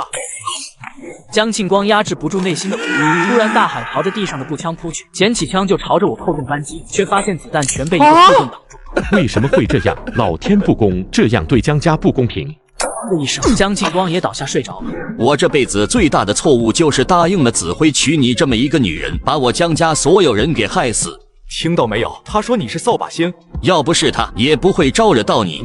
好像还挺有道理的。但你想想，他们难道不是你派人给抓过来的吗？你知道什么？只要温度上来，那些中了病毒的昆体全部被称为丧尸，到时候还能剩下多少人口？而恢复人口需要女人，这就是如今女人的命数。有道理，但关我屁事。能力越大，责任越大，你就是自私。你说的对，我就是自私自利，任何事情都无法撼动我的利益。至于什么能力越大呀，巴拉巴拉的，美剧看多了吧？狂人必有狂人收，你杀了我，那个神秘的公司不会放过你的，你们就等着死吧，我会在下面等着你。神秘的公司也许会成为我无聊时候消遣的工具，但从现在来说不堪一击。说完，我将手枪丢给了叶青衣，叶青衣感谢我给他机会，直接清空弹匣。这时电话响起，我接起电话。你好，我是练习2年半的外卖生，请问你有什么事？你是谁？让江童山来接电话。他现在睡着了，不能接你电话了。你应该庆幸，我现在有一大堆的事情要做。对了，告诉你楚柳和陆雨蝶在我手里。神呢？在你手里？呵呵，你让我如何相信你？信不信随你，想清楚了再打这个电话吧。解决了所有人后，走之前，叶青衣朝着庄园来了几发大火球，还没当上老大的江家彻底覆灭。随着整个庄园顿时被大火吞噬，也烧掉了他的过往。远在华安市的经理此时站在珊瑚小区里。经理，从这些人的伤口看来，应该都是同一个人做的。同一个？这么多人被一个人干掉的吗？头上是同一个人，从蛋到推算还有3个人都穿着高跟鞋，应该是女性。这几个人很专业，还破坏了所有监控，没留任何的痕迹。经理现在能断定结果了，所有小区都有共同点，那就是凶狠的刀伤，而那些女人却有枪。还有，这里突然就出现了一辆很大的履带式车子，从路面被碾压的情况看来，起码在100吨以上。你的意思是，突然出现了一辆100吨的车子？你当我是傻子吗？难道他是第一个被病毒变异的人？不然哪有这样的力气？公司那边还在研究如何将丧尸的基因融合在人类 DNA 里，从而强大人类自身。如果将这个男人抓住，那将是很大的功劳。莫一会，经理得到了消息，江家庄园被夷为平地，仿佛就像被一个导弹轰了似的。这可把经理给震惊了，甚至看到了传来的画面，哪里还有豪华的庄园，全是一片焦土。这种事情肯定是瞒不住，经理立马上报了总经理。现场没有导弹碎片，我已经派人去调查。你负责的这些城市真是怪事连连。总经理，有个男人给我打了电话，说江家的事是他做的，还说那2个女孩在他手里，问我要找他们干什么。总经理交代要见到人才可以。随后经理打来电话约我晚上8点见面。挂了电话，我看向2人，楚柳、陆雨蝶，有一个神秘公司在找你们俩，所以你们想要去吗？通过了解得知，陆雨蝶的父亲是巨鼎集团的董事长，楚柳的爸妈是基因遗传教授。随后我找到了席梦，询问得知，巨鼎集团是个大企业，而陆雨蝶可能就是千金大小姐，而楚柳的父母可能在帮着公司做研究。晚上8点，经理如约而至。你就是经理？而我的模样也被仪器拍到，直接就传输到了公司组，立马就开始进行身份查询。楚柳和陆雨蝶的身份立马就被确定，正是目标人物。你有什么条件可以开？那你得问他们想不想被你们救，想不想回家。说完，我松开楚柳，甚至后退了几步，让2人站在中间。看到这一幕，总经理都诧异，这个年轻的男人到底什么意思？完全把握不到他的目的。快过来，陆总让我们来接你的。楚柳和陆雨蝶站在原地，半晌后，在众人惊讶的目光下，转身朝着我走来，站在了我身后。你看，是他们选择了我，我刚刚可没说什么。顿时，10多把枪同时指过来。末世降临，1块面包就能让女神坦诚相见，1瓶水就能换10个笑话。我只要不断收集美女，就能升级系统，获得奖励。我解决了江家后，幕后的总经理却命令手下要嘎掉我。我从兜里摸出一个干扰器，丢在了地上。总经理的画面顿时变成雪花，众人的耳麦也发出滋滋滋声。我召唤雷电之力，轻松的解决了这些打任务。我的出手更是让楚柳和陆雨蝶再次见识到我的强悍。竟然派个假扮的经理，真当我看不出来吗？此时假经理已经被吓得连逃跑都不会了，待在了原地丢了神。我取下他们的连接器。你知道耍我的后果会是怎样吗？另一边的总经理没说话，我一把掐住假经理的脖子，那就是死路一条。随着手指用力，假经理当场饮恨西北。听好了，别让我抓到你，不然你那什么公司全部都得死。说完，我将眼镜丢在地上，一脚踩碎。画面再次变成了雪花，而总经理脸色沉重。虽然不知道他刚刚怎么嘎了那些人，但肯定是那种常人办不到的。这时，电脑上的搜索结果出来了。总经理立马翻阅华安市锦园小区的死亡报告，看见死亡名单上面确实少了人，而我却现身在云海市。难道他融合了病毒？如果是真的话，那他就是首例成功的，这也能解释得通他的力量会强那么多。看来要尽快研制出来，这种增强实在太恐怖了。但如果将他带回来进行研究的话，肯定事半功倍。但刚刚一支小队全部被灭，看来不能硬来，只能智取。看着视频中的回放，总经理看到我搂着楚柳，仿佛已经发现了我的弱点。现在只需要派一个长相极佳的潜伏过去，找到机会将他迷晕，不只能将他带回来，楚柳和陆雨蝶都能带回来。对付这样凶残的人，自然要排出王牌。不单单是外貌，身材也要火辣，不然怎么能入他的眼？很快就有了人选，也是公司培养多年的女，名字叫倩儿。她最擅长的就是潜伏作战。有一项绝密的任务需要你去执行。总经理，请说。这个男人叫铁柱，很有可能他融合了病毒变得很强，你需要潜伏到他的身边带活的回来。除了他之外，还有这2个女孩楚柳和陆雨蝶。地址是在云海市坤坤酒店。是，保证完成任务。希望这次倩能把人给带回来，毕竟倩拥有如此美貌，那个铁柱自然会放松警惕，到时倩只需要给他来上1针就行。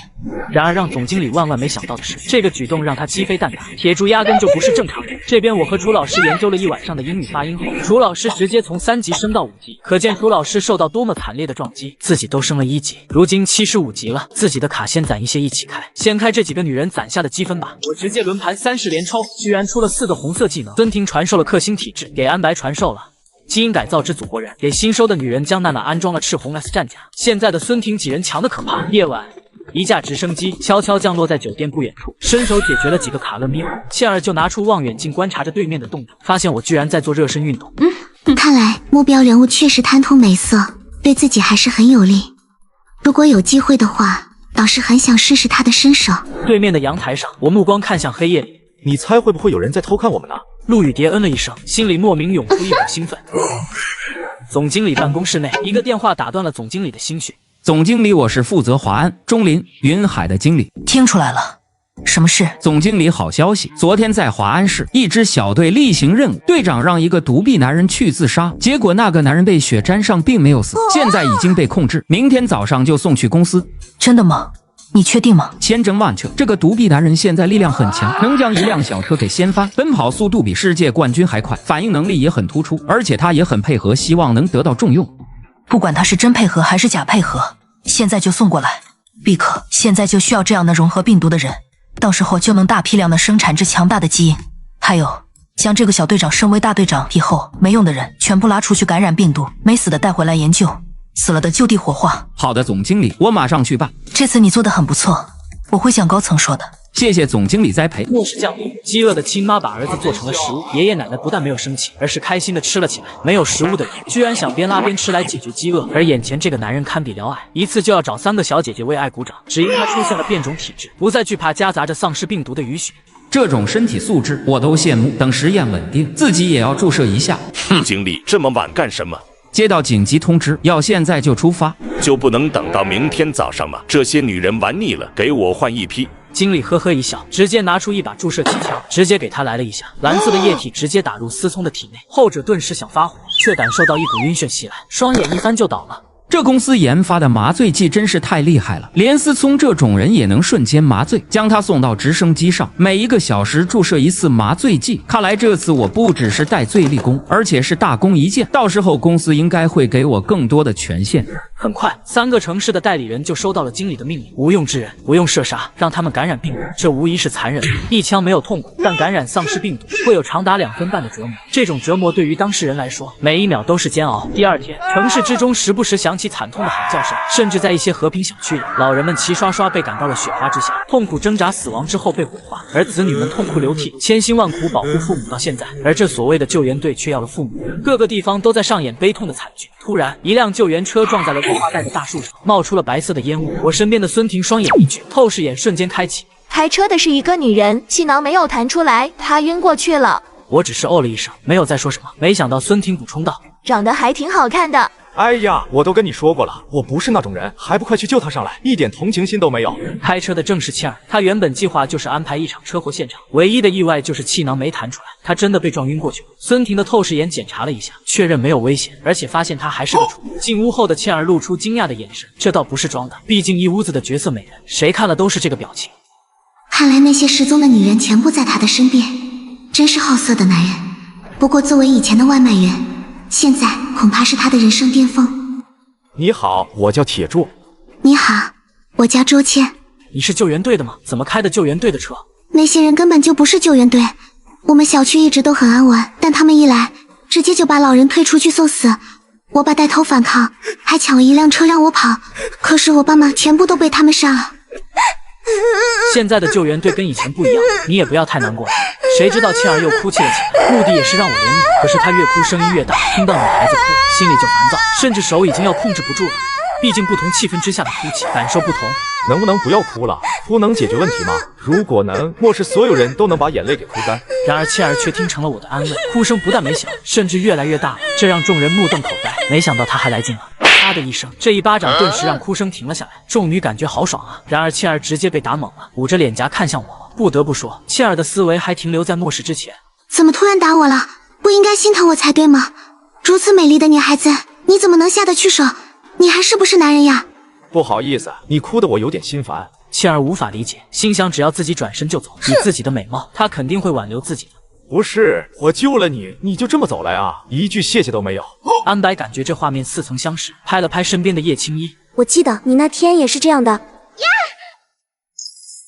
我随即用意念控制住了倩儿，她顿时感觉全身像压了一块千斤顶。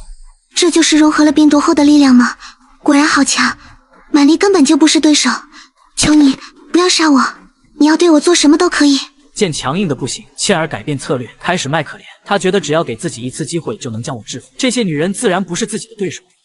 你可真够贱的，刚刚还一身正气，现在就能让我随便玩弄你。公司倒是很大方，知道我喜欢美人，直接送上门。这份大礼我领了。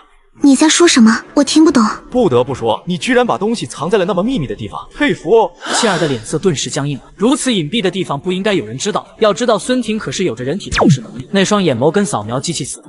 要不你告诉我公司总部在哪里，我放了你如何？切尔不说话，心里知道自己凶多吉少，直接咬碎藏在牙齿里的剧毒。想自我了断了，那可不行啊！公司送来的礼物我都还没拆封呢。说完，一阵蓝光之后，伤势直接痊愈。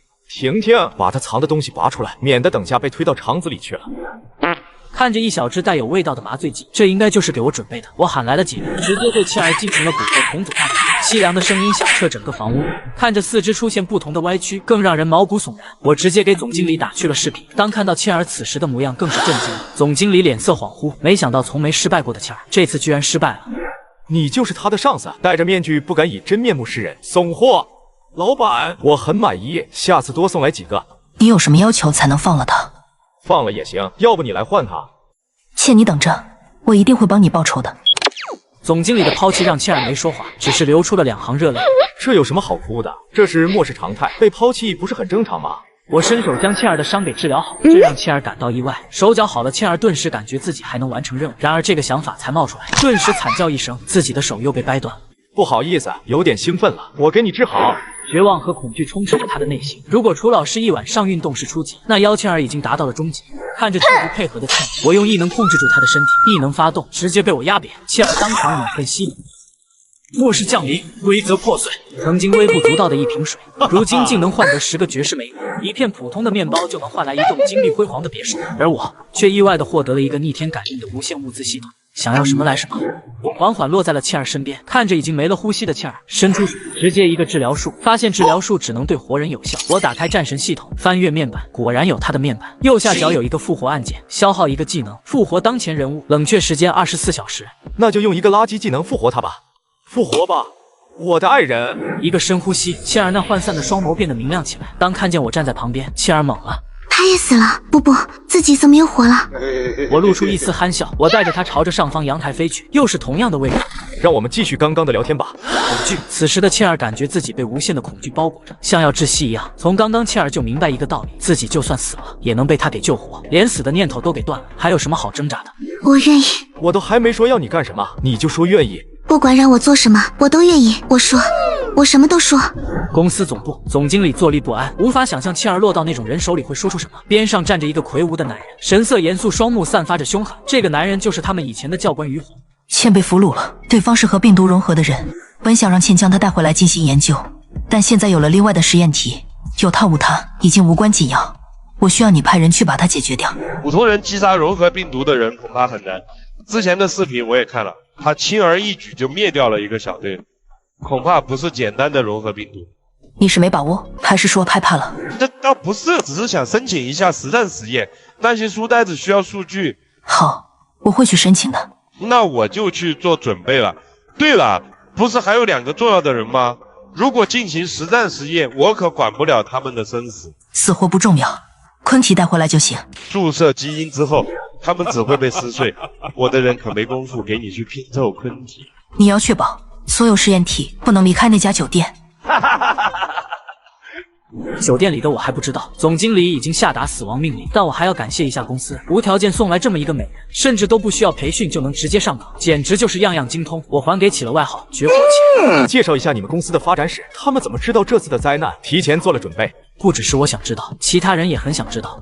对不起，我只是负责清除一些不听话的人，公司高层的秘密我并不知道。虽然我不是很肯定，但公司所派遣的暗杀任务，我觉得是想对整个世界重新洗牌。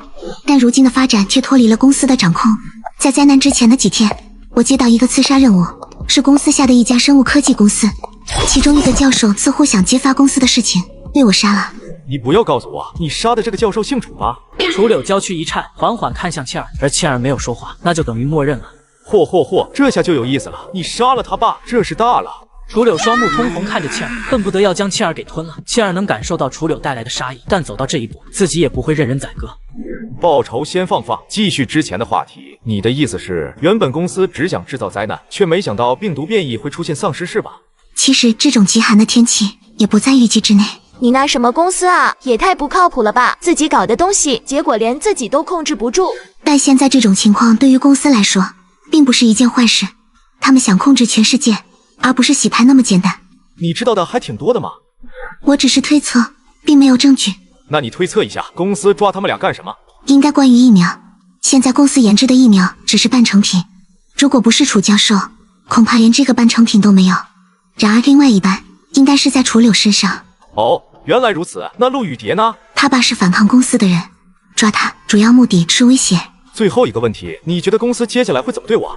以他的性格，会派出公司最强的人来解决你。太好了，真想看看这人到底有多强。你难道不是最强的吗？我其实不算最强，在我之上还有一个教官，他比我厉害许多，在他手底下也有几个很能打的。我是因为颜值好，才会派来执行这次任务，结果跑来发现，原来是个隐藏终极，直接翻车，甚至还变成身边的小奴了。而且他身材好，身体的柔韧性高，我都能掰成300多，巨爽。我不信，除非让我掰一下。我将几人全部分成了2组，一组组长是孙挺，毕竟实力和辈分排在那里。这边我给切尔配备了一个蓝色战甲，白隐形战甲，因为楚柳要报仇，和切尔公平决斗，我给他们2人设置了呼唤语，没有寒暄。冲过来的楚柳发出嘶吼声，定要为父报仇。一番打斗，众人都看了看，楚老师是凭借装备优势成乱，没有一点招式，他和切尔白银战甲的潜能发挥的淋漓尽致。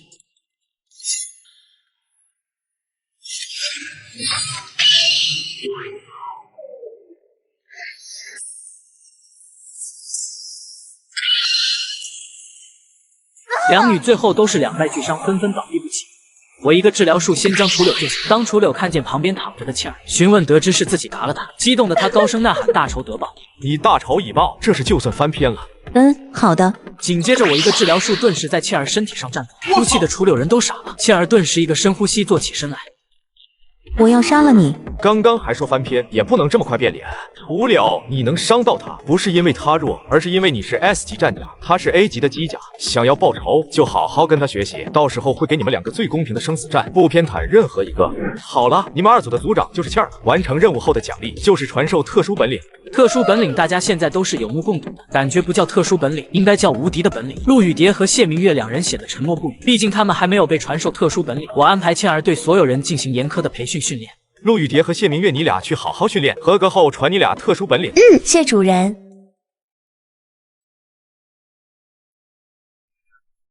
李总，肚好了。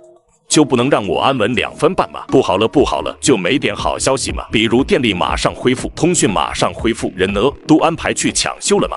李总，比起恢复这些，刚刚有一个小队被灭了。什么？又是哪个小区？一个小队执行任务中，按照惯例解决年纪大的，其中就发生了争执，一个男人被推到了雪里，但他没死，混合了病毒将小队的人击杀。你们不会打死他们，等着被杀吗？从现场队员传回的消息，那个男人很聪明，装死都是被偷袭的。让所有出任务的小队都回来，装备麻醉剂再出去，还有不要再把人推到雪里去了，就地格杀。和总经理汇报完这边的情况，得知公司已经派了大人物来这边做实验。前几天刚来个女的，今天又要来，真特么烦。下午6点，2架涂装的运输直升机稳稳降落。你好，我是云海的负责人，我叫什么？我没兴趣知道。人已经准备好了没有？麻辣隔壁一个个狗眼看人低。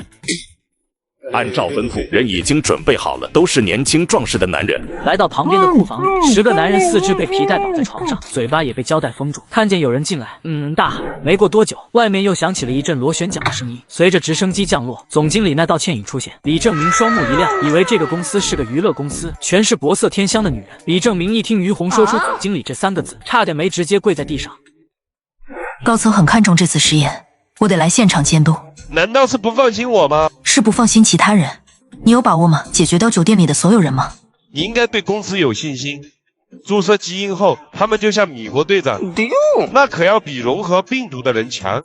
那个叫丁聪的各项数据我看了，实力差点意思，胜在能控制。如果我的基因战士能控制自己，那将是一个无敌的存在。另外，为了方便控制，我还给他们头部安装了炸弹。总经理舒了口气，这种安排很好，免得实验体跑了出去。1个小时后，只见于红拿出一个黑色箱子，箱子里是10支红色针剂整齐摆在里面，给人的感觉一看就不是什么好东西。于红拿出一支，目光盯着那红色液体。如果真能控制基因战士，那么我们将控制整个世界。夜晚，我接到了总经理的电话。怎么？你打算什么时候把自己打包送过来？给你送的包裹已经在路上了，希望你能喜欢，好好珍惜你接下来的每1分钟，多呼吸几下。机会我已经给过你了。这女人口气是真的不小，还先给我打了一通死亡电话。主人，有一辆车冲过来了，还有一架直升机朝着这边飞来，车里都是被绑着的男人。末日重生，我获得无限系统，背后的基因公司放出基因怪物来袭击我，却没想到这是公司想在这里放基因实验体。哦，实验体很厉害吗？如果是以前的我，很厉害，但按照现在的我，不堪一击。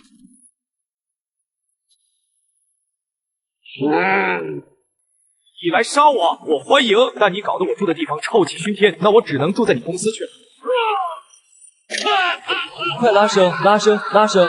但不管驾驶员怎么拉升，头顶就像压着一座山，看着越来越靠近地面，直升机里的人面如死灰。怎么会这样？无所谓，血已经洒进去了，这些基因怪物自然会朝着目标冲过去。别再让我失望了。随着于红按下按钮，10个男人整个面部因为膨胀4分5裂，相互让人极度不喜。基因怪物发出恐怖嚎叫声，在这空荡荡的酒店里显得格外的。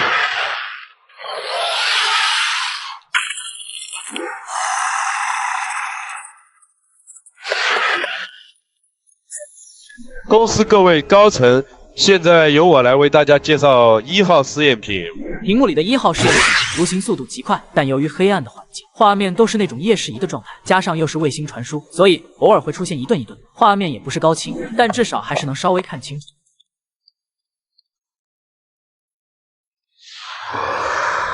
刷，只见一道蛛网袭来，李灵儿直接消失在原地。这就是公司研究出来的怪物吗？太恶心了吧，就不能正常一点吗？刚刚怎么了？是不是错觉？你可真恶心！李灵儿一指冲动技能发动，基因怪物瞬间瓦解。总经理没想到，他们现在送来的怪物已经变成了别人获得积分的工具。实在抱歉，实验体不稳定，自身出现了问题，请看2号实验体，这是比较成熟的蟑螂。只要不是致命的伤就能再生，其敏锐能力也是相当的强悍，加上极快的速度，在敌人还没反应过来就能将其击杀。希望你别再出错了。楚老师慢慢走在漆黑的走廊上，胸口积攒着满腔的怒火。对于今天没把倩儿解决掉愤怒，甚至还要向他学习。突然出现的危机让他顿时用出了刚学会的回旋踢，又是一片安静。走廊里，蟑螂基因人被楚柳一脚踢爆了脑，根本就不需要召唤出神装，完全凭着肉体力量就能将这些基因怪物秒杀。这下压力给到了基因人这边，开局就损失2个实验体。总经理的脸色已经差到了极点，都不知道怎么交差，全都莫名其妙没了。酒店里不是只有铁柱融合了病毒吗？据情报显示，是的。刚刚明明出现了女人的声音，你别告诉我铁柱是个女的。我看你怎么跟董事会交代。各位领导，2号实验体的信号出现了一点情况，但没关系，3号实验体是成熟版本，狼人在之前的几次实验之中都很成功，不会出现突然死亡的情况。突然，一道嘻嘻嘻的声音从麦克风里响起，顿时让人起了鸡皮疙瘩。随着3号实验体随着声音靠近，那恐怖的怪异笑声越来越大。西西，我们去杀人好不好？只见走廊上坐着一个人影，双手似乎摆弄着一个玩偶。于红仿佛已经看见狼人扑过去，将这个弱小的女人给撕成碎片，这样才能洗刷之前的耻辱。姐，我找到你了，嘿嘿嘿！画面中人影居然朝着狼人扑了过来，狼人那粗壮的手臂直接挥过去，但居然被直接摔到了地上，开始了8神安式的开膛破肚。肉肉，我最喜欢吃肉肉了，嘿嘿，给你做的围巾一定要好好戴上哦，姐。跟这些怪物比起来，自己的基因人简直都是小可爱。堂堂基因狼人被娜娜直接折磨而亡，只要看到这个画面的人都会在心里大喊：这哪是人啊，比基因人还基因人！监控室里静悄悄的，总经理和于红瞪大着双目，充斥着惊骇之色，画面直击心灵。我再问你一遍，就只有铁柱融合了病毒吗？我不知道。你现在跟我说不知道，派出10个就是针对铁柱这个例外，但如果还有其他的，那肯定要在这个基础上翻10倍，这样才能保证击杀。总经理也很猛，按道理来说不可能的呀。难道跟着铁柱的那些女人也融合的病毒，哪有这么巧的事情？于红只能赶紧想借口。连续3个实验体阵亡，高层都会动怒。研究这么久，就研究了这些垃圾。就在此时，4到9号实验体在3秒之内全部没了信号，画面里面甚至都没看见人。不知道那个酒店里到底隐藏什么怪物。画面中只剩下10号实验体，也是唯一一个没加入动物基因的存在。公司各位高层，今天的实验恐怕出现了意外情况。之前的单独实验绝对不是这样，估计是药剂的问题。然而这种话高层怎么会相信？作为公司安保部的部长，居然出现这么大的失误，这个位子恐怕就坐不了了。于红面如死灰，明明是表演秀，却变成了谢幕秀。突然10号实验体画面再次出现了一个人，这将大家的注意力吸引过去，而10号实验体居然笔直朝着人影走去，这让大家一头雾水。不是说很残暴吗？攻击方式呢？更让大家没想到的是，10号实验体居然站在人影身边就不动了，没有任何的动作。然而这些人看不到的是，此时的10号实验体面目狰狞，肌肉上的血管仿佛要爆炸，想挥手却没办法，而且他也不是走过来的，而是飘过来的。机会我已经给过你了，好好珍惜接下来的每一秒，给你们5分钟时间藏好，5分钟之后就该换我成进攻方。现在开始计时，藏好了，被我抓到就要死。瞬间画面消失，因为10号实验体化成了粉尘，连摄像头都成了齑粉。总经理瞳孔顿时缩小，大口喘息，浑然不知后背已经被冷汗打湿，没有任何的迟疑，快速向外走去。明天我要看到你的辞职信。看着总经理的离去，看着一条条连线工作，忍不住低笑了起来。领导，我现在能做点什么吗？找个女人来让我玩玩。李正明目光一亮，自己养的那些小明星终于派上用场了，只要把这个领导服务好，以后加官进爵不在话下。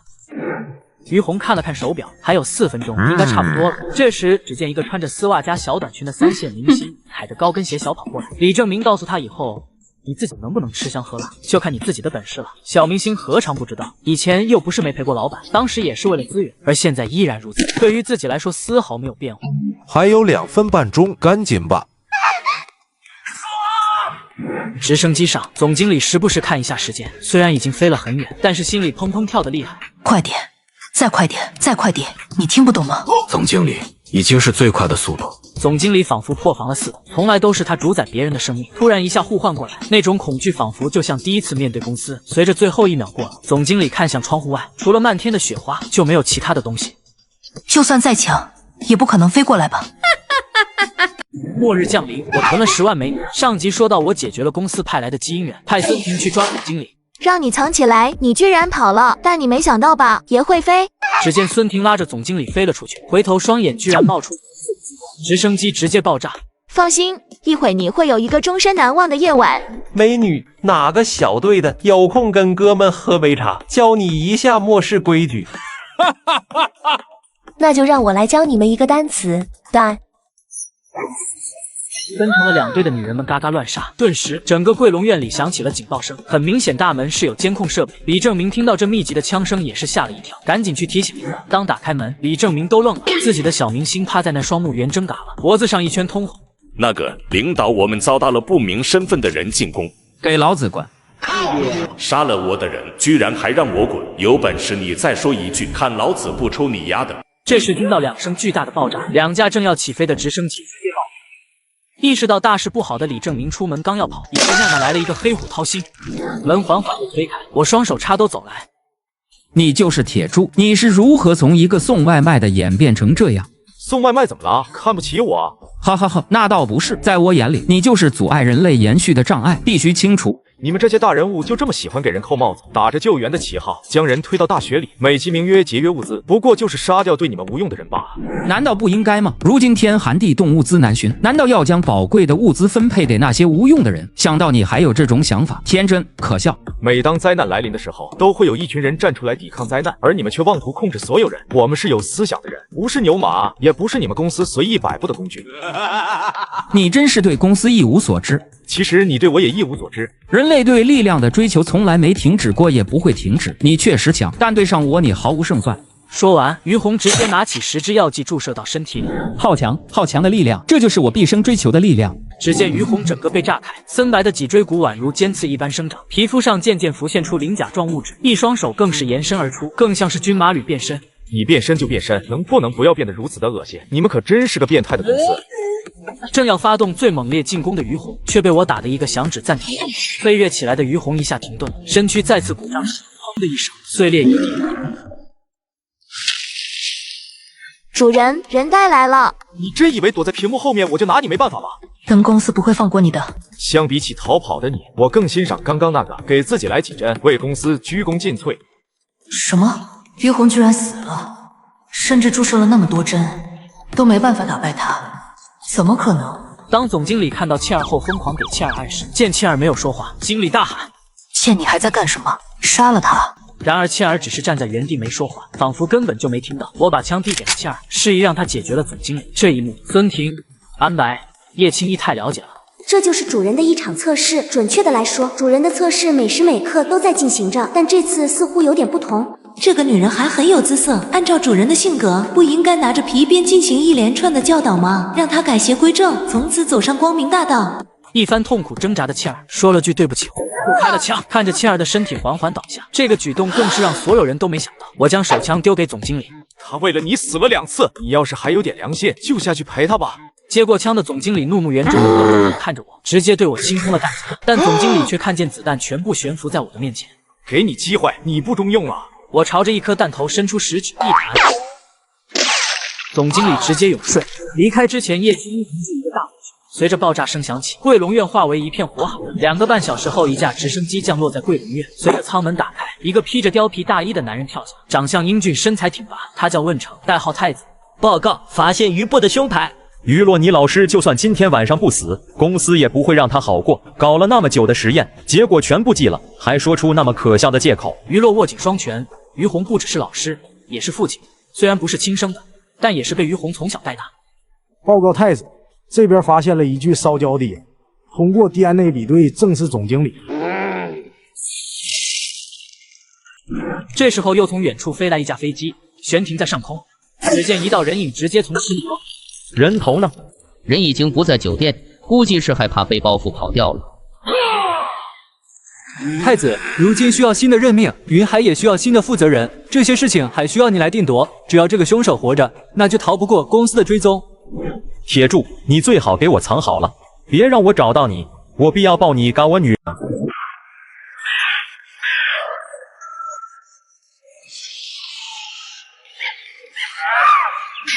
妈的畜生啊！畜生啊！末世降临，儿子和儿媳妇把亲爹推到了毒狱中自生自灭，然而老天却让他没死，甚至拥有了恐怖的力量。苏瑞玛，你的皇帝回来了。所以老头子回去了寝室，让儿媳体验一下什么叫老当益壮。次日清晨，一道阳光破开乌云，照射在被大雪覆盖的城市上。雪停了，在人们的眼里，这就像一道希望的曙光。一辆辆救援车开始在城市街道上穿梭，这更加让人们相信这末世一般的灾难将变成过去式。我用女武神系统复活切尔后，决定要去平高市。李灵儿也想去报仇。在我离开后的第3天，云海市有一个区恢复了电力，云海新的负责人下达了新的命令，就以这个区为中心，修建高墙抵御丧尸来袭。此时的平高市里却是生活系统都是正常运作，一个女孩被带到了这里，坐在中间的就是龙哥，名叫龙毅，而旁边2个男人夏子云也知道是龙哥的左膀右臂，一个军师擅长计谋，一个跟龙哥一样拥有超强力量，雨跟雪都淋不死的存在。老二别流口水了，这个妞就让给你了。女子听后顿时被恐惧布满了全身，因为这老二有严重暴力倾向。这身材还不错，我喜欢。小浪蹄子嫌弃我，上一个已经做成包子被你们给吃了，而你就是下一个。说完，一把拽住女子，朝着房间走去。夏子允哀求地看着龙哥，而龙哥却是一脸微笑。龙哥，我认识李灵儿，大明星李灵儿，她是我发小。龙哥一愣，万全也愣了一下。她正在来的路上，很快就到了。龙哥，是大明星李灵儿啊，你难道不想要这样的女人吗？万全，等下你要怎么证明你认识大明星李灵儿？我手机里有很多合照，还有视频。龙哥，你信我是真的。行，看来是真的。如果我看不到李灵儿，你的下场要比现在惨100倍。龙哥，你放心好了，我绝对不会骗你的。此时的万全虽想表达女人被夺的不满，但自己的力量没有龙哥强，也只能忍气吞声。这几天你就住我这里，想吃什么自己拿，也可以去洗澡。但如果你敢骗我，我会让你不想在这个世上活着。我们一行人到达后，李灵儿通过发小得知是一个叫龙哥的人替自己报了仇，应该去见一下。众人提醒李灵儿可能这个发小有问题，就叫了切尔陪他一起去。这边龙哥得知李灵儿马上要来，大为高兴，在火锅店摆了一张桌子，一叠叠的肉食被端上桌子，也只能看见一盘青菜。众人看着那一盘盘的肉，分泌物在嘴里形成，不停的咽口水。随着李灵儿和倩儿下车，小弟们已经要绷不住了。明明这么冷的天，却感觉到热血沸腾。小弟们的表情就像被定格了一般，那双眼睛完全被吸引住，移都移不开了。因为末世从来没见过如此干净的角色游玩。这等绝色美女，腿都比我命长，要是能玩一下，让我死我也愿意。万万没想到啊，有如此的美人，居然还是买1送1，看来晚上能3人一起唱跳了。此时全场最清醒的恐怕就是军师了。这么漂亮的女人，居然来到了平高市，甚至敢前来赴约。以前也许有这么傻的女人，但如今末世已经经过了快3个月，能活到现在都是聪明人。也许他们跟龙哥一样。龙哥，小心点。放心，我心里有数。敞开天窗说亮话，病毒对我没用，反而增强了我的力量。居然能直接说出来，看来是对自己的力量很有自信，就是不知道到底有多强呢。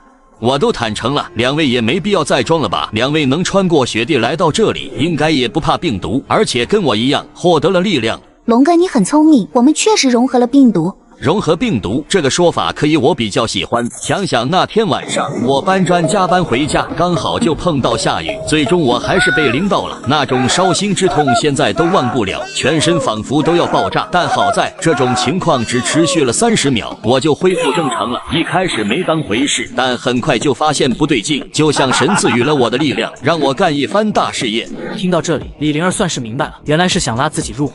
2位有没有兴趣加入我的阵营？这一个小城市都出了3个能和病毒融合的人，大城市起码也有30个吧，到时候有个照应。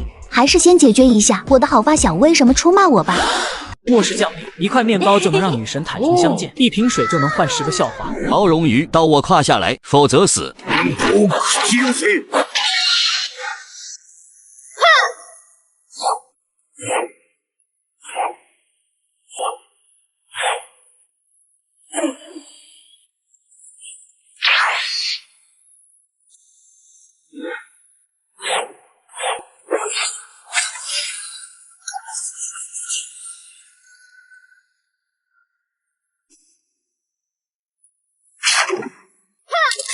只见夏子允瞬间全身都被冰冻，只剩下一个头能活动。我只给你1次机会，把事情缘由说明白。都是龙毅，是他威胁我的，如果不把灵儿你带过来，他就要把我做成肉包子。放你妈狗屁！你个贱人，你是自作主张把他引过来，还让我演绎出帮他报仇的戏码。如果我记得没错，当时我去你那的时候，你可是跟着那个混混住在一起。你居然跟上我父母的人住在一起？灵儿，我没有，我发誓，我绝对没有杀你父母，我就是告诉了你家的密码，然后我什么都不知道。灵儿，我真的不是故意的，求求你不要杀我。面对真相，夏子允毫无悔意，只是不断求饶，但李灵儿没有给他任何机会。我知道我罪不可赦，但我真的不想死啊！我给你们做牛做马好不好？姑奶奶，求求你们了，我把所有物资都给你们，只要不杀我，我什么都愿意。下辈子再说吧。看着其他一行人2米1个也没有留，彻底清空了这个无恶不作的基地。此时的屋檐市里的病毒融合人并没有分成2派争斗，而是被一个80岁的老头召集在一起。最开始只有4个，而现在病毒融合人达到了8人。他就是这个团队的老大程大福，自称爷爷。灾难开始，他一直跟着儿子儿媳住在一起，但随着食物的消耗，家庭已经负担不起他这个老人，亲手被儿子和儿媳推到了医院，那是一种世上最痛的感觉。然而老天却让他没死，甚至拥有了恐怖的力量，所以老头子杀了儿子，让儿媳体验一下什么叫老当益壮。这8个人全部都是末世之中的弱势群体，边缘人。如果不是融合病毒，那么只有死。末世给了他们一个机会，他们直接化身成了地狱恶魔。老杨，还剩下几个小区？他叫杨福宗，独自居住。他被自己小区里的人排挤，被赶进雨里，而自己却得到重生，被程大福救了。爷爷，除了这个小区，还剩下一个小区。屋檐市基本上也没什么人了，希望这2个小区能产生出一个。是啊，这异能者产出概率实在太低了。无所谓，严从文跟那个小屁孩已经去高平了。如果他们不愿意进入我的团队，小屁孩会把他们都杀了，到时候再在高平市进行筛选。爷爷，那公司那边又如何回复？先吊着，我辛辛苦苦组建的团队可不能白白给他们服务。呀，人都聚集好了。他叫尤亮，因为是个侏儒人，灾难前就受到不少人溺，灾难后更是如此，最后被逼得走投无路，跳进母猪。而他现在也给自己起了个外号，叫哥布林，还是那个玩游戏的阿瑞斯建议的。一开始尤亮还不懂什么意思，但之后明白了。尤亮突然有了一个梦想，让整个城市的女人都怀上他的种，打造出属于哥布林的世界。哟，这不是练习2年半的哥布林吗？他叫沈仙丽，身材也是很哇塞，每天在酒吧里陪富二代玩耍，这就是他的工作。只要给红包就行，只要够厚，过夜也行。末世后，他却最喜欢切男人的二弟，因为他在末世差点被嘎掉。男人没有一个是好东西，那肮脏的东西都要切掉。只见尤亮带着贪婪的目光看向沈仙丽，这女人够骚，但打不过她。公司的重心都在大城市，我们就能在小城市进行发展，找出更多融合病毒的人，或许可以在南方建立根据地。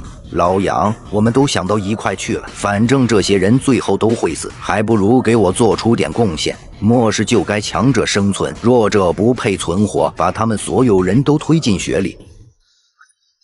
末日降临，男人不惜把几万人推入毒雨中，只为找到免疫丧尸病毒的异能种，微微己用。在得知我的异能后，男人派人前来抓捕我，却不料派来抓我的两人伙伴。而我顺着杀手留下的线索一路追到了。此时只见2个人影快速逃跑，很快就抵达楼顶。应该就是他们了。真是一群蠢货，这些死掉的人到时候全部都会变成丧尸的。组长虽然是蠢了一些，但也是一股不小的力量，别让公司的那些人抢在前面了。这些垃圾也只有公司才看得上。这时只见天上掉落下2人，程大福众人看去，发现是他派过去的2人早已没了呼吸。此时3道人影缓缓朝着前方走来。我靠，这2个女人真特喵的好看。那个女人长得好像李玲儿，但比李玲儿似乎还要好看一些。今天倒是赚了，原本以为没有任何收获，如今送2个上门，我选左边那个腿长的。那我就选右边公主型，皮肤白得像豆腐似的，不知道捏一下冒水不？都给我闭嘴！老杨，你去问问他们到底是谁，他给我的感觉很危险。你们是谁？为何来我们的地盘？我是谁？我是来杀你们的人。后生，好狂的口气！3个人想杀6个，你还觉得优势在你？小子，你以为我们跟那2个菜逼一样，这么送上门来，是你这辈子做的最后的决定？这2个女人叔叔给你养着。看来此人能力一般，他根本不知道尤亮飞的不是直线，而是会拐个弯去划破他的脖子。还以为是很强的人，也就如此而已，搞得气场那么足，结果战五渣。小子，去死吧！只见刚要施展死亡飘逸的尤亮，却不受控制的向着我手中的刀飞来。怎么会这样？不！这个矮矬穷真是个废物，也只是欺负一下普通人。组长，难道是公司派杀手了？可能只有公司才能培养出来这样的人吧。组长，但我觉得那个矮子好像被控制了一样。从情报上来看，那个矮子的实力不弱，但也不至于朝着刀下撞。恐怕刚刚刹那间发生了我们不知道的事情。所有人不要轻敌，这小子有点邪门。这时只见沈仙丽扭着丰满的臀微微的走了过来。自己的容貌在末世没有哪个男人能拒绝我，只要让我近了身，你必死在我的刀下。看我一抹笑意毫无防备的样子，他娇躯瞬间化为一道残影，手中的短刀直逼我的腰。就在他以为自己的速度堪比闪电侠，没人能看见他时，只见我一把抓住了他的手腕。怎么可能？他怎么可能捕捉到自己的速度？随着力量传来，他身体不由自主地朝着我的怀里靠去，被我一把抱住。腰很细，胸有点假。哥哥，假不假，试试不就知道了。一对假货而已，就没必要试了。说完，他藏在手心的小刀朝着我的大肚。怎么可能？刚刚明明已经划过去了，为什么他没死？相比起你羞答答的模样，我更喜欢你现在这个表情。随着我的发力，沈仙丽感觉自己的腰断，恐怖的惨叫声响彻夜空，咔嚓咔嚓的骨头断裂声音传出，他直接断成了2截。既然你们想杀我，给你们个机会，那就一起来吧。一起上，先解决这个男人。那就让我试试今天学到的空间斩杀。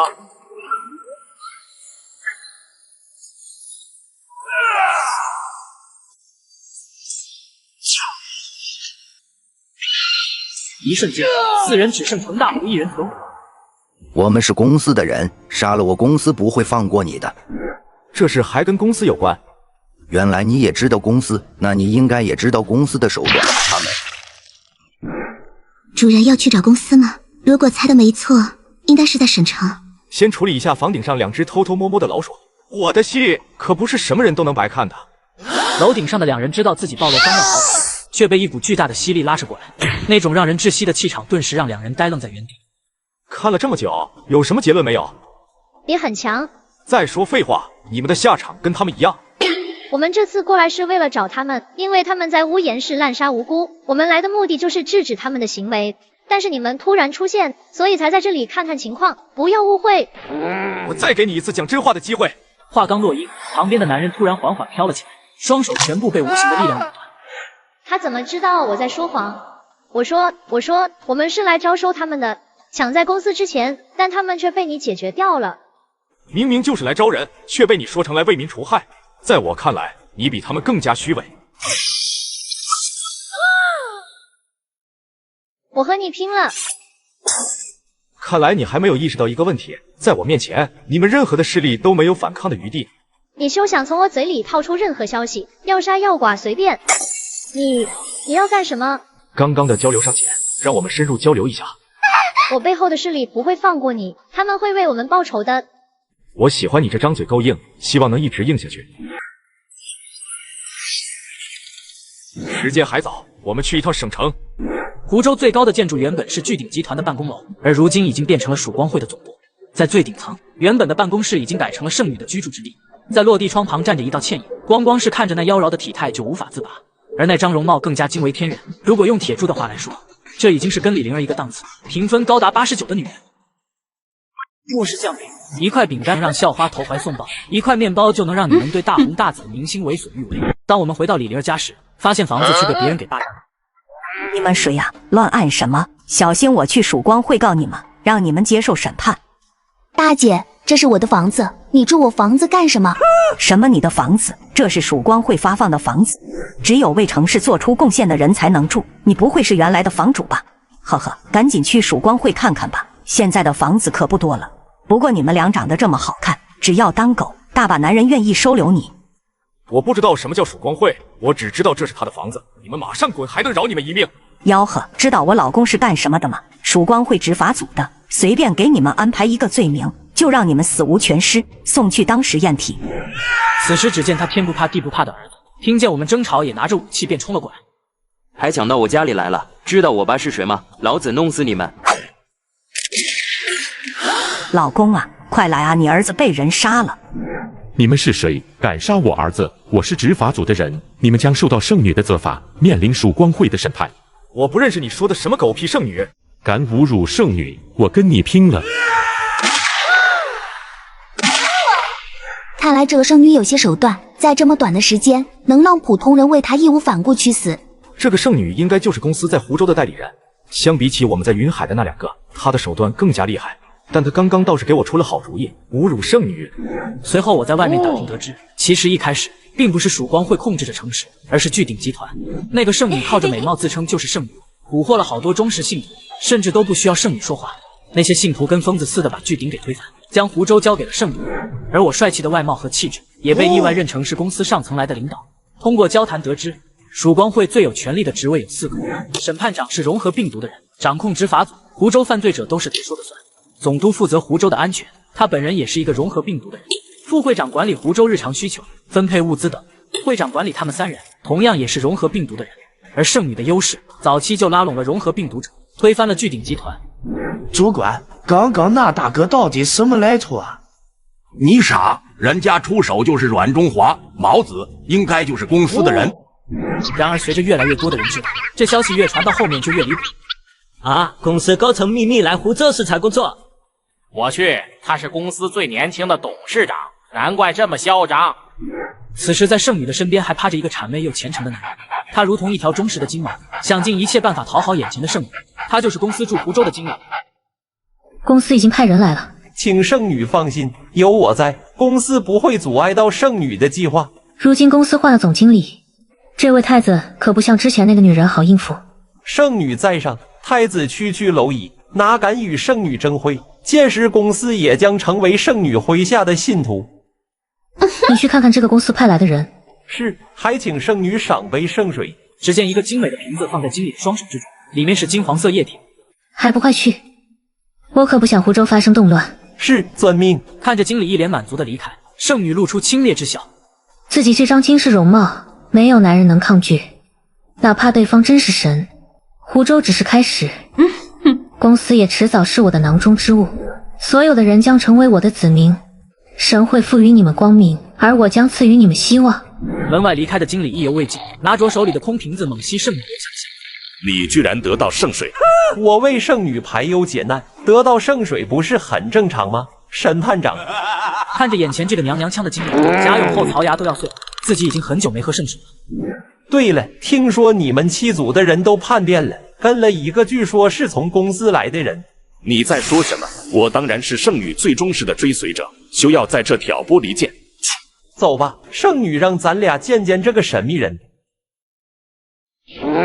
嘿，等你没用了，第一个就宰了你。还有那个叫铁哥的，让我看看你是个什么来头。不一会，只见审判长、经理都来了。你就是负责湖州的经理？经理脸色巨变，看来这真是公司高层，对自己了如指掌，而且听他的语气，似乎是来问责的。不知道是公司哪位领导突然来访，我都没好好招待。公司招待我？你那总经理要是泉下有知，你有如此胆量，多多少少要让你多管几个城市。只见经理顿时全身一僵，总经理的死可是绝密消息，一般人哪会知道？而自己也只告诉了圣女，看来他真的是公司的高层。不过你既然想招待我，给你个机会，叫你们的圣女亲自过来招待我。放肆！圣女岂是你能亵渎？哪怕你是公司的高层，亵渎圣女，此。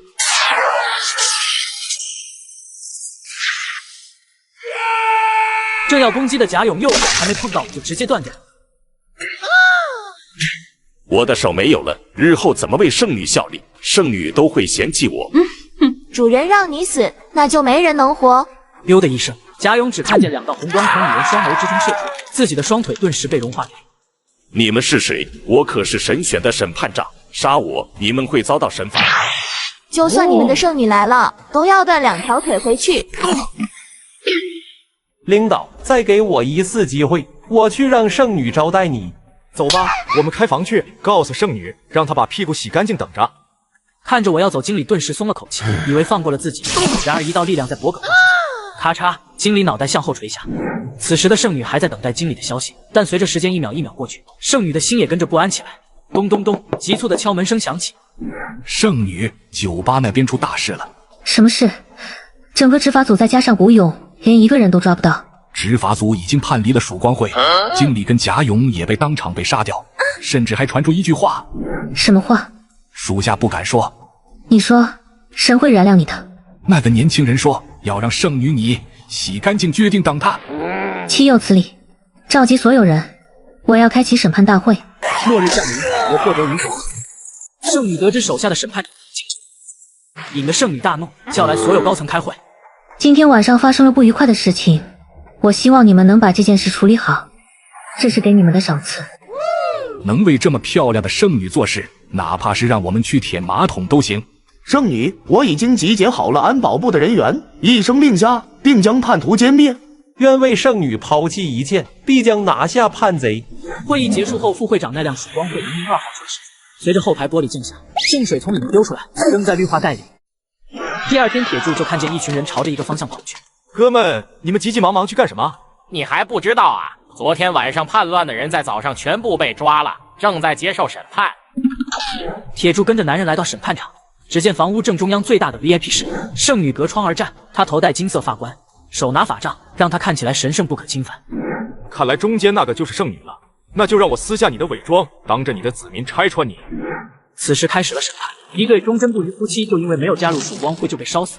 昨天扔掉圣水的副会长南甲，却被自己儿子举报抓了起来。圣女下旨要把他扔下滚烫的油锅里。铁柱直接来到圣女门外，门被踢开，只见一张年轻的脸庞出现在圣女的眼前。你好，你的外卖到了。刚要呼唤守卫的圣女，只见整个走廊外面的守卫早已经全部炸成了血。你叫什么？为什么来这？你不怕我吗？你只是融合病毒的人，为何要怕？之前那个总经理都没你嚣张，他只是让我多呼吸几口，结果他就被我杀了。如果你臣服我，就等同于臣服于神，神会让你越来越强，还会赐你圣水，喝了它，你就会越来越强，呼风唤雨，所向披靡。这要巧啊，我也有神赐的圣液，你要不要张嘴来点？你如此亵渎圣女，将会得到神罚。神罚吗？那我让司机加点速。说完，铁柱一巴掌扇在圣女的脸上，清脆的声音却击碎了圣女的幻想。捂着脸颊的圣女一脸呆滞，自己居然被一个男人扇耳光，这怎么敢？他不应该像一条狗一样臣服于自己吗？还没等他反应过来，头发却被铁柱给揪住。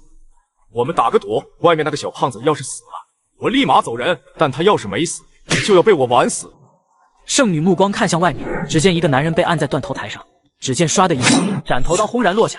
这一刻对于周阳来说，仿佛都暂停了一般，紧闭的眼睛缓缓滚动一下，却发现斩头刀停在自己后颈的汗毛上，再也无法移动半分。圣女难以置信看着这一切，这怎么可能？难道是出故障了吗？这不可能啊！我赢了。刚来的时候就听说圣女不可侵犯，更加不能被亵渎。我今天就要当着你所有子民亵渎你。我是圣女，亵渎我的子民会将你撕碎。我喜欢你的坚持，那今天我就让你看看什么才是神。砰的一声，厚实的落地窗突然炸裂，两道人影出现，众人只见圣女一脸绯红的叫，后面却有个人在不断重击。看着一朵白莲花被玷污，所有人都气得咬牙切齿。这时只见我和圣女直接来到了处刑台上，一旁的霍父脸色骤然，端起枪子但子弹却全部落在了铁柱上。一条生路，硬生生被你选成了死路，高看你了。霍父恐惧的看着我，身体不由自主的飘起来，朝着滚烫的油锅飞去，整个人掉进了油锅里。所有人跟我冲！他敢亵渎圣女，杀了他！然而铁柱是海铁，周围的战士全部统统原地炸成了血。不可能，一个响指居然能杀人！障眼法，肯定是他事先在那些人体内装了炸弹。这种手法我也用过，怎么可能瞒过自己的眼？你就是仰仗他们，都是一群垃圾而已。我现在想看你跪下，让你的子民看看你受辱的样子。话音刚落，圣女扑通一声就跪在铁柱的面前，铁柱反手一巴掌，清脆的声音在场内传开：“你敢辱圣女，纳命来！”跪在地上的圣女看着总督季守山出现，目光里带着一丝欣喜。季守山可是自己的忠犬，拿下湖州他的功劳最大。曾经一人单枪匹马闯入巨鼎集团，将里面所有人全部清除。大哥小心，这个总督很厉害。我喜欢你这股圣洁的样子，别动容，继续保持下去。我将会拆穿你的所有行为。就是他给了你希望吗？那我就斩了你的希望。见季守山心惊爆，全身肌肉膨胀，仿佛要将铁柱连刀带人一起斩出，这样才能平息圣女。末日降临获得了武器，只要屯美女就能生死。就在我解决了这事以后，新任经理却要以身试药，是要成为 S 级新人类，找我复仇。这点痛算什么？哪有失去最爱之人痛？在达到10%的时候，问成的双目开始充血，全身通红，宛如火烧一般，甚至能看见皮肤下一根根血管。丁融合程度11%。余家兄弟站在旁边都感觉到太子身上所散发出来的热量很大，他身上的血管仿佛膨胀到要爆裂了。丁融合程度19%。问成的那张脸开始变得扭曲狰狞，一双眼睛通红一片，加上那狰狞的面孔，让人胆寒。丁融合程度22%。而太子的意识也越来越弱，知道这已经是自己的极限，但还不够。北极还不配我太子。突然，一道虚幻的声音在问成耳边响起：“你就是个小垃圾。”意识迷糊的太子抬头看去，没想到眼前出现的居然是铁柱，还有跪在地上的心爱之人。铁柱，你有本事冲我来！就你算什么东西？丁融合程度26%。铁柱，别杀他！你杀我，我求你了！周围的所有人都被震住了，因为太子他正朝着空气疯狂的大喊：“你求我，我就要答应，这显得我很没面子。”不要！我丁融合程度29%。太子看着心爱的人缓缓倒下，此时全身的痛都抵不过心。你又能奈我何？太子看见铁柱用着藐视的眼神看着自己，甚至继续朝着心爱之人继续开枪。铁柱，我要杀了你！不管你躲在哪里，我都要把你找出来，将你的肉一块一块切下来。丁融合程度30%。带着复仇的嚎叫声，太子终于意识模糊，陷入了晕厥。融合结束，融合程度31%， S 级。刚要去扶太子的余洛，却被一只强有力的手掌握住，余洛差点感觉自己手腕要断了。我还没弱到要人扶着，想要在这末世之中存活，那就要死而后立，才能破茧而出。说完，一拳轰向身边的水泥墙，轰的一声，直接将墙壁一拳击穿。大家倒吸一口凉气，病毒融合者只能在这种墙壁上留下裂缝里，太子居然能一拳击穿，你们俩负责监督我再降低一点，达不到5%以下的死，把那提醒关掉，免得听到打掉之后就放弃。我还要好好感谢你的铁柱，要不是你，我可能只是累极。希望我们能快点见面。只见太子直接跳出了10米高，落在靶场中间，随后让2把枪扫射。太子拿起一把刀如雨，在锵锵声中子弹被击落在地。众人欢呼之际，太子走到旁边的一辆报废车旁，举起长刀，车直接被一分为2。太子看了看自己的双手，目光的杀意更深。铁柱，你给我躲好了，不然就把脖子洗干净受死。来到注射室，所有人基本上都注射完毕。刚才注射的战士有70个达到了5%以上的 C 级，29个达到了 B 级，其中20个刚刚摸到门槛11%，可惜有一个达到了20%，再忍一下就是一个 A 级。这个结果不能说漂亮，还算是满意吧。那个箱子的夹层还有3只，你们俩也注射。你们俩要是达不到 A 级，就去自裁吧。 A 级，我们兄弟目标可是 S 级。5分钟后，余家兄弟像死狗一样趴在地上。其实 A 级挺好的，真搞不懂太子你怎么能强撑到 S 级。余辉，你带些人去湖州，看看那边到底什么情况。经理要是死了，你们就接管；经理要是没死，那就让他死，然后接管。从今天起不存在合作关系，只有上下级关系。反抗者格杀勿论。是太子融合了病毒，我早就想大展拳脚了。别忘记了，每个月要注射血清。你们的命可是掌控在公司手里，公司能成就你，也能毁掉你。这边我从副会长南杰那里打听到，周边还有3个城市融合病毒的人，一个是云潭市的鹤瘸子，另外一个是全市的鬼王，还有就是巨臂的一个蒙面女人。此时3人正在全市的一处别墅中。刚刚收到不确定的消息，湖州的圣女被烧死了。什么？你确定吗？不确定，我的人只说了圣女被烧死，估计凶多吉少。怕不是陷阱吧？有公司的人在那，谁敢动圣女？那不是老虎嘴里拔牙吗？那就看后天会议，看他来不来就知道了。末日降临，我获得无限物资系统，只要囤美女就能升级系统。我杀了太子的女儿，为了找我报仇，他注射药剂成为 S 级1名。此时得知圣女死亡的3人正在商量对策。爸爸，能不能换一个？这个被我玩的不叫了。爸爸都说了那么多次，轻一点，轻一点。你现在的力气很大，不能用力。我说鹤瞎子，这是要赔的，至少1桶汽油。妈了个巴子，一个女人值1桶汽油？你想汽油想疯了吧你？她可是我最喜欢的女人，应该值了吧？好吧，那再来一个。看着鹤瞎子同意，鬼王大笑一声，随即拍响了手掌。只见一排拥有模特身材的女孩子走进屋里。来，乖儿子，你挑吧。老贺，提醒一下，一个2桶油，随你挑。他娘的，现在的汽油可比黄金都贵，你这是漫天要价啊！你那儿子力气那么大，都弄死了，再不就弄残疾了，你让我还怎么用？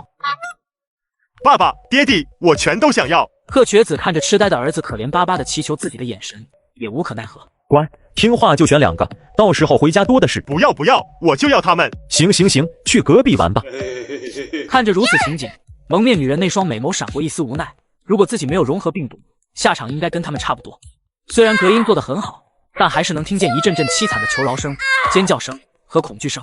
今天过来主要是要提醒你们一声，后天有个很厉害的病毒融合者过来，管好你们手底下的人。叮嘱完之后，蒙面女人便起身离开。呸！什么玩意？天天捂着脸，肯定是个丑婆娘。她要不是巨臂的人，还真想掀开那碍事的口罩，看看这婆娘究竟长什么样子。这边清理完湖州后，这里正是被周阳南杰接管。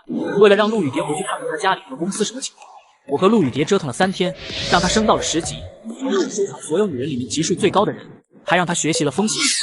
随后我找来了席梦、周阳、南杰4人去参加会议。很快一行人上了高速，但是在铁柱上高速的同时，2辆黑色的路正下高速。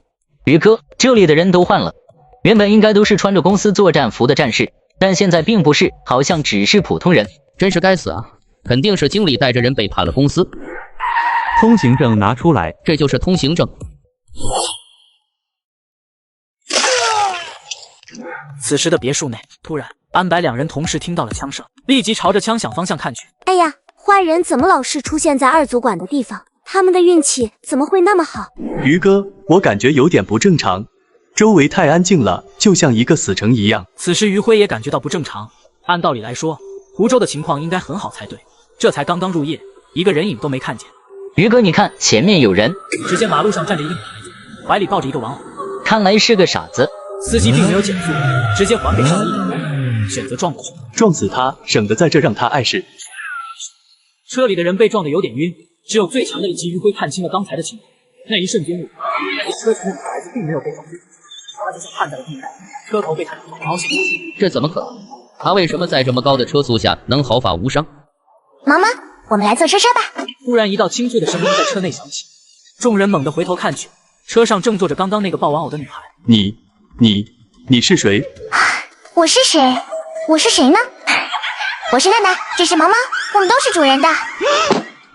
给我开枪打死他！极快，根本打不到人。1、2、3，木头人！哎呀，你动了！跟我玩游戏输了可是会死的哟。老大，你快走，我帮你顶着。萌萌说他走不了的。我岳辉就不信了，等我回去弄清楚情况，再来杀了你们。你恐怕回不去了。我可是新人类 A 级，人类的希望，你们不过只是卑微的病毒融合者，哪是我的对手？就你还算人类的希望？公司的产品就这么弱的吗？你不是死了吗？死了就不能复活吗？死了的人怎么可能复活？你背叛公司，公司不会放过你的。高速路上，铁柱已经收到了切尔的消息，自己杀了公司的经理，他们已经派人过来了，甚至还搞出了一些什么一级新人类。就在铁柱思索的时候，突然感受到一紧急刹车。铁哥，有人劫道。是我有个东西掉了，你帮我捡一下。好的。末日降临，一块面包就能换校花，一瓶水能让女明星俯首称臣。重生末世的我获得了无限物资系统，只要囤积美女系统就能升级。铁哥，有人劫道。只见前方几十人手里拿着武器，还有几人拿着 RPG。早就听闻湖州有一圣女受万人膜拜，今天也不想做什么，纯粹的也想拜拜圣女。不愧是圣女，要是你成为我的女人，那我这面子就大了。不知道圣女给不给这个面子？既然这么喜欢圣女，那我送你去见她。兄弟们，他嘎了老大，替老大报仇。你没开保险，我来教你。同时，在另一个地方，一场重要的会议正在进行中。妈的，这个圣女好大的排场，到现在还没有来。大哥，您换新手机了，挺贵的吧？是啊。那旧的呢？让你回收了吗？收你妈！旧的老子撇地上，直接砸碎了。各位稍安勿躁，今天的主题是物资交换还有1秒的分配。你们如果还想分配1秒，就都给我听话点。随着铁柱的到来，会议室内的气氛瞬间变得紧张起来。看来新来的确实很不懂规矩啊。我是来交换物资的，不想惹事。小子，你怕是来错地方了吧？而且你的性别怎么看也不像圣女。圣女，她来不了了，被我烧死了。对了，刚才路上遇到劫道的，你们谁认识？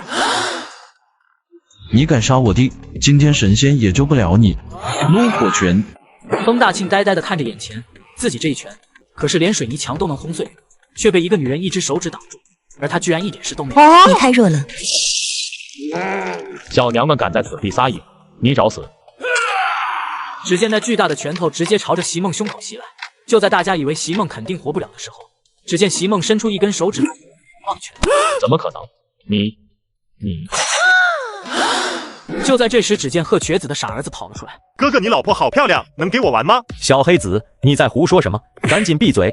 他就是喜欢说胡话，先生莫怪。你这么打不疼，要像我这样。铁柱的话刚刚落音，贺瘸子直接被拍飞出去，卡在墙上抠都抠不出来了。哈哈哈！爸爸变成壁虎了。哥哥的老婆漂亮吧？漂亮，能给我玩吗？那你先跪下，头贴在地上。傻儿子将脸贴在了地面上，只见铁柱缓缓抬起了脚，砰的一声，整栋酒店仿佛都震动了一下，脚下直接被踩穿。傻儿子的身体颤抖着，但脑袋已经不见了。小畜生，我和你拼了！还没冲到铁柱面前，贺瘸子就被一股烈光甚至钻进体内，在众人自己的儿子都管不好，怎么管一个城市？先生的做法真是大快人心。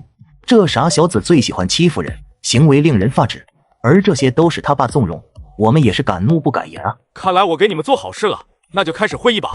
会议上众人都在你一句我一句的争夺巨擘研制的疫苗。会议室的大门突然被踹开。这么大的会议，怎么不通知我们兄弟3人呢？来的3人正是通缉的杀人犯。末日获得异能的他们变得更加凶残，肆无忌惮。不知道3位来这里的目的是什么？我们来这里只有一个目的，要么被在座的各位打死，要么打死在座的各位，派出你们的强者我的拳头已经饥渴难耐了。老大，这些人感觉很弱，还以为有什么高手。无所谓，这些人死了，我们就能接手。与其从零到有，我更喜欢一步到位。既然你们都这么弱，那就一起上吧，这样我解决起来也快点。还有谁？先生，还请帮帮我们。陈可欣，女，颜值87分，身高170，三围99、60、80，充电次数0次。提示：故意扮丑来遮挡自己的美貌。攻略可得金色卡牌异能。哦，我为什么要帮呢？我可以给你更多的配额。我不稀罕。那你想要什么？我只要你。可是我很丑的。没事，有口就行。小子，这么看不起我吗？别吵，我正在泡妞呢。你找死！苍蓝霸气给我开！怎么样，议长？答应吗？给你3秒考虑时间，不答应我就走人了。3、2、1。好，我答应你。铁柱直接摘下了陈可辛的面罩，谁都没有想到议长不是丑女，还是个大美女。看着正在卿卿我我的铁柱，吃醋的席梦一记烈光拳就将3人。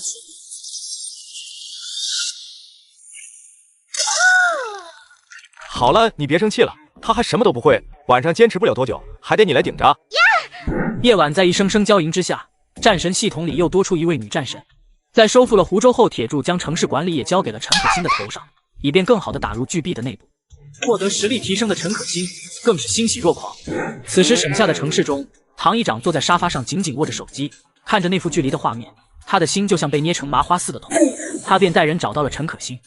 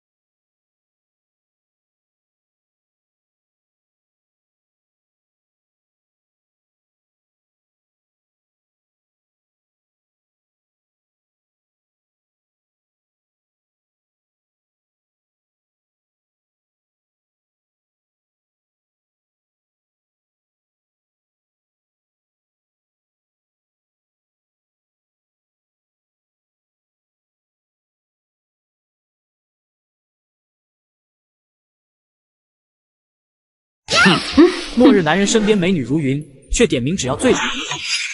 可心，我再给你一次机会，答应我，你就是大议长的老婆，以后的大议长。我对做你老婆一点兴趣都没有。那就别怪我心狠手辣。听说你昨天受伤了，今天恐怕难逃一死。确实，昨天晚上被一个男人从身后偷袭了几个小时，差点被干死。他妈的，你敢绿我，给我杀了他！冲来几人还没动就被陈可辛一记雷霆手段全部击杀。你居然隐藏了实力！我爸是大议长，你要是敢杀我，我爸绝对不会放过你。那我就送你爸，你去见你。此时公司，太子问成得知余晖一天都没有回复后，决定亲自去一趟湖州。太子刚刚收到情报，全市有一个巨币的议长，实力很强。别小看了这股力量，要是真让其发展下来，以后对公司并没什么好处。去湖州刚好要经过全市的上空，那就顺道解决了吧。此时酒店里，陈可辛突然发现有几个闪烁的光点正在迅速接近。太子，我们到了，走吧，让我们去会会这位巨币的议长。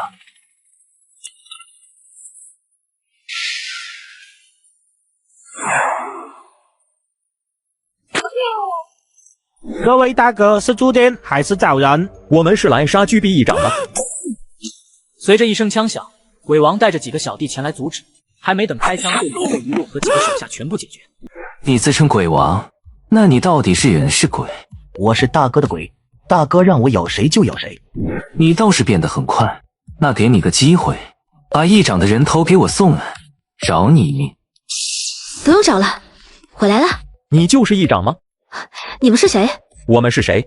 这位就是公司的总经理，大名鼎鼎的太子。鬼王人都傻了，之前只听说过公司的经理，今天却来了个总经理。没想到这位是在经理之上的总经理，难怪会有如此的实力。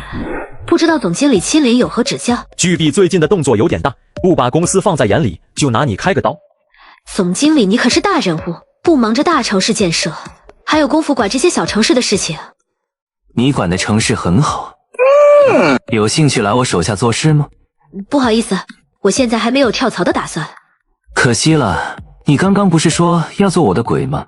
给你的机会去杀了他。议长，这些人很强，全部都是病毒融合者，你赶紧通知大哥过来，不然咱们全部都得死。你快把我打伤。得知消息的陈可辛直接出手打伤了鬼王。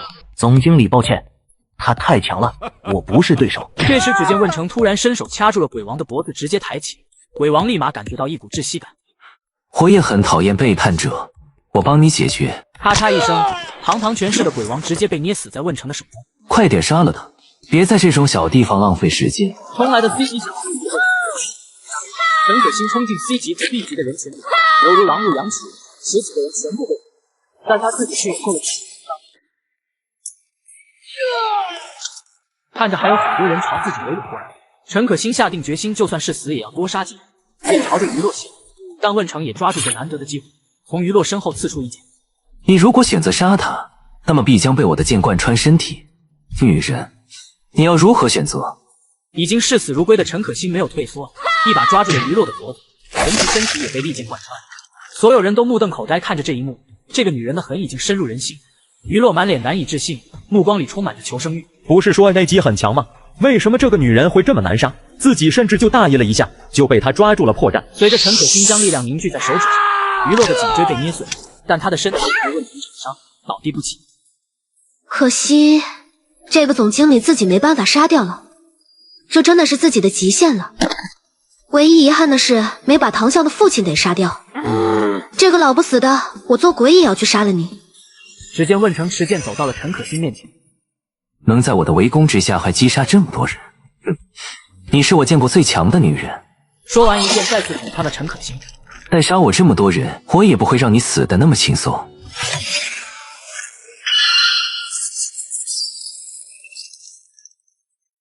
如果再让我强一点，你也会被我撕碎。抱歉，这世上没有如果，慢慢体会死亡呼吸将是你最宝贵的东西。坐在地上的陈可辛狠狠呼吸着，脑海里回想起这一生的经历。就在他意识也越来越弱时，忽然陈可辛看见一个人站在面前。你可真是个废物，被打成这样。然而准备离开的问成停下脚步，听到身后传来的声音，回头看去，当看见那背影，这个背影自己在梦里见过无数次。是他不提醒我秘术，来全回功夫。今天我让你知道死怎么想。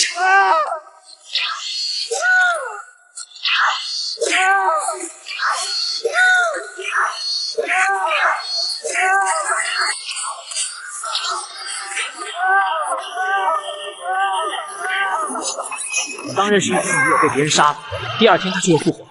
只因末日降临，我获得了无限物资系统，还能复活自己所有女友。你怎么来了？来看你嘎掉了没有？这辈子够呛了，下辈子我再还给你。先别嘎，我先解决一下这些人，然后我们再好好玩玩。姓铁的，你总算让我找到了。你是谁啊？我是谁？我叫问成，你也可以叫我太子。哦，原来是小瘪三。大胆敢辱骂太子，真是罪该万死。只见一个 B 级战士拿着匕首朝着铁柱袭击，还没靠近就已经被碾压成了粉末。铁柱啊，你当初割了我心爱的女人，今天我嘎了你心爱的女人，报应啊！不过你女人是谁？我嘎的人太多记不起来了，我可不想替别人背锅。他是公司的总经理。你说的是他呀？原来你是她老公，那没错，就是我嘎的。对了，你老婆身材很哇塞，身体还很香。我要嘎了你！只见问成一个跳斩过来，刀砍在铁柱的肩膀上，刀刃居然弯曲了，铁柱却纹丝未动。你是我目前见过最强的人了，可是你真的太弱了，我真怕一下没控制住把你给打没了。小子别狂妄，吃我一剑！问成一剑刺来，铁柱却仅用2根手指就夹住了问成全力一刺。我最喜欢做的事就是摧毁别人的希望。随着铁柱手指用力，问成亲自打造的剑直接被铁柱手指给击中，单单就这么一手，足够让问成震惊一头。别惊讶，还有更刺激的。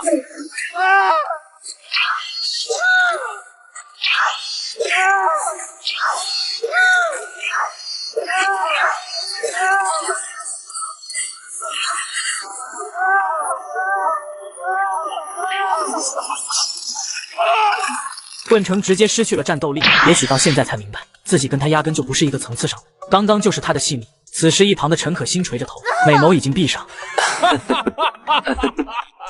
我也要让你尝尝失去挚爱的痛苦。太子，怎么不说话了？要不要给你皇阿玛打个电话？你果然很痛苦，用折磨我来泄愤。我想让谁打，他不会活到3更。我想让人活，只要点一下就行。说着，铁柱打开了女战神的面板，陈可辛的面板已经变成了灰色。铁柱点了一下复活后，原本嘎透的陈可辛突然站了起来。不可能，不可能，他不是死了吗？心脏都被我给捅穿了，怎么可能还能活？我这是怎么了？身上的伤怎么都好了？我说了，还没玩够，怎么会让你嘎掉？当陈可辛看见公司的总经理像条死狗一样被铁柱踩在脚下，心里震惊1000年，更是相信要死心塌地的跟着他。哼，为什么我连报仇都做不到？你们公司2任总经理全部嘎在我的手里，也不知道下一个会是谁。下一个只会比我更强。铁柱，你活不了多久，我在地狱等你。你们公司3番5次招惹我，我总得礼尚往来一次吧，不然会显得我很没有礼貌。你要干什么？你们公司不是很喜欢研究人、研究丧尸吗？我把你这个丧尸送回去，也不知道会发生点什么，真是让人好奇。你做梦，我已经有抗体，变不了丧尸。只见铁柱从系统里拿出兑换的丧尸病毒，针管里呈现着绿色的液体。谁说有抗体就不能变丧尸了？